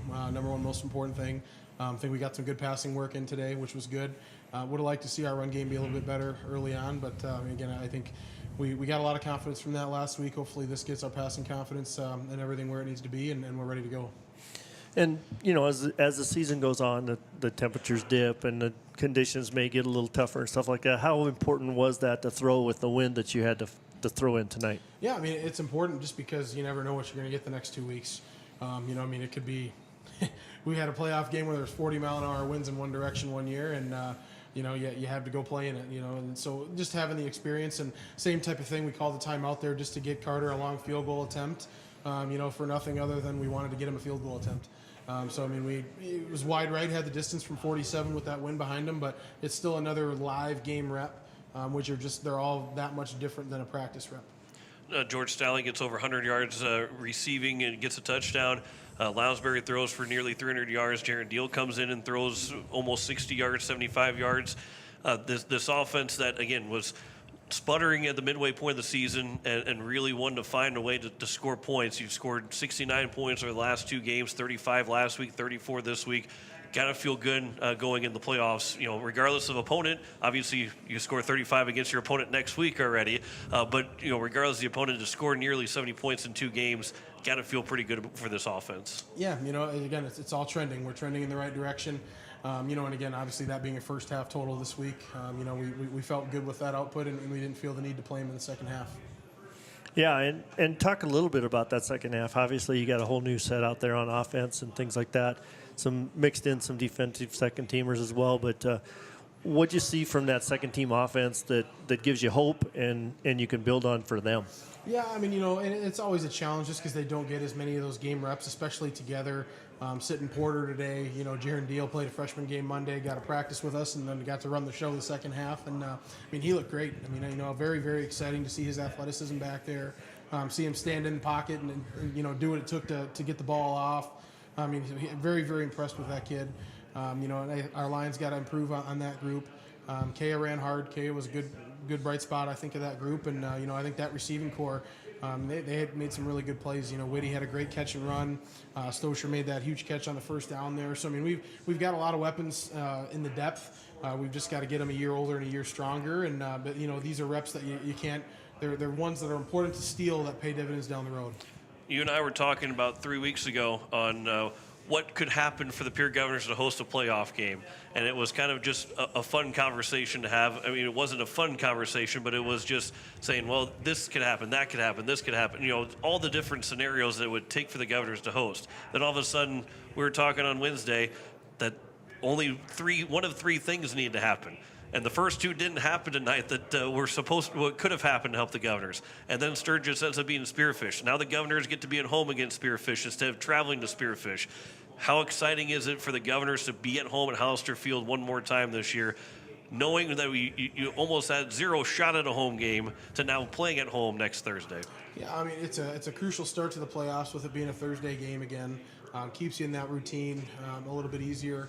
But it'll be really good to get home one more game. You know, I mean, I think that was kind of the feeling after the last game. We kind of treated it like the true senior night. Usually we know that we've got at least one more home game, going into the playoffs. And so I think that's the excitement. There'll be a lot of excitement from the seniors to get to have one more shot to play there.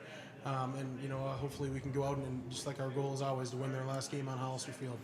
So 2 weeks ago, played Spearfish. Come right back with Spearfish. How much can you change? How much do you expect them to change in that short time frame? I mean, in terms of film, which is all you can really prepare for, the nice part is we'll have our film breakdown probably done by the time we get home tonight, because it's just one game, and we'll hopefully watch most of it on the ride home. But we've got to be ready for everything. I mean, anyone that knows us knows we've got things in that aren't on film too. So I mean, that's going to be part of the game right now. Is you use what you got to use. And that was kind of the message at the end of the game. Hey, we did a good job improving. We did a good job focusing on ourselves throughout the course of the season, through the ups and downs. Focus shifts now, and all we got to do is focus on surviving Spearfish, if that's who it is. And then the next week, and then the next week. We don't have to worry about ourselves. We just got to survive. Well, Coach, congratulations on the win. Looking forward to the playoffs next week. We'll talk to you Wednesday at Coach's Corner. Sounds good. Thanks, guys. That is head coach Steve Steele of the Pierre Governors. They win it 34-7 on the American Family Insurance Brittany Schoffelbein scoreboard, as we'll have a full schedule of games for you, the full scoreboard here later on tonight when we get back into Pierre and give you a full on KCCRradio.com. A couple of those local scores real quick. Parkson ended up being Stanley County 58-6. It was a 54-0 win for the Soybees Chargers tonight. The winner, Fighting Nathan Nazis, picked up a win in 11B. They won 38-14. It was the Groton area and St. Thomas More game. And that was is that 9B that was played, or 9AA? I'm trying to find that real quick because it was. Or is that 11B as well? I think it might be 11B. St. Thomas More traveled all the way to Groton area. It was a 5.5-hour drive, whatever it was. It took 5 hours and 40 minutes for them to travel to Groton area. They picked up a 40-13 win. So we will probably pass them they have probably 2 hours left to go by the time that we pass them on the interstate on our way back to Pierre, because they get a long drive back, but it's a fun drive back that they went all the way across the state to pick up a 40-13 win over Groton area. A couple of other final scores in 11AA. Again, T beat Washington 15-14. Sturgis with that 15-10 win over Spearfish. Yankton put up 80 points against Mitchell, 80-14. Watertown won 41-14. Brookings beat Huron 40-14. Mendel, you got a couple other scores? Yeah, just a couple interesting ones, I guess. Leola, Frederick area, and Kimball, White Lake. Leola wins 22-14 in overtime at home, so that's a kind of a really close game there, really big win for them. And then there was one upset, I think. Woonsock at Westington Springs, Sanborn Central over Aberdeen, Roncalli 14-13. So some close games. Oh, and then Mount Vernon, Plankington, not necessarily an upset over Wagner, 8-0. So some really good games tonight on the first night of the 2024 football playoffs. And the quarterfinals will be set by the time that we get home. The quarterfinals will definitely be set, and for all the classes, and we'll be able to let you know by tomorrow morning, especially will be tomorrow morning by the time that we get home. We'll tell you what those matchups are on KCCRradio.com. That'll wrap things up for us here. Well, before we do that, Mendel, your final thoughts on the Governor win? Yeah, just, I think, like Coach Steele said, accomplish the goals. You come out healthy and you really execute really exceptional defense in the first half to shut them down and take control of the game and allow the second team offense to play the whole second half, which is really valuable experience for them. Governors win it 34-7. I want to say thanks to Emma Thielen back at the station. For Mendel Miller, John Winkler here signing off. Pierre Governors 34-7 winners over Douglas at home next Thursday against the Spearfish Spartans, as we say so long from Box Elder. You've been listening to the Pierre Governors on KCCR and on YouTube at KCCR Sports. The Pierre Governors on KCCR are sponsored by Agtegra, First Fidelity Bank, Red Rosa, Wheelhouse Auto Body, SD Savin, Wegner Auto, and State Farm Becky Potsaba Agency. And by Pizza Ranch, Rising Hope Counseling, Sanford Clinic, River Bottom Sanitation, Black Hills Federal Credit Union, Anderson Rumsa Dental, Home Care Services, and Country Carpet and Flooring.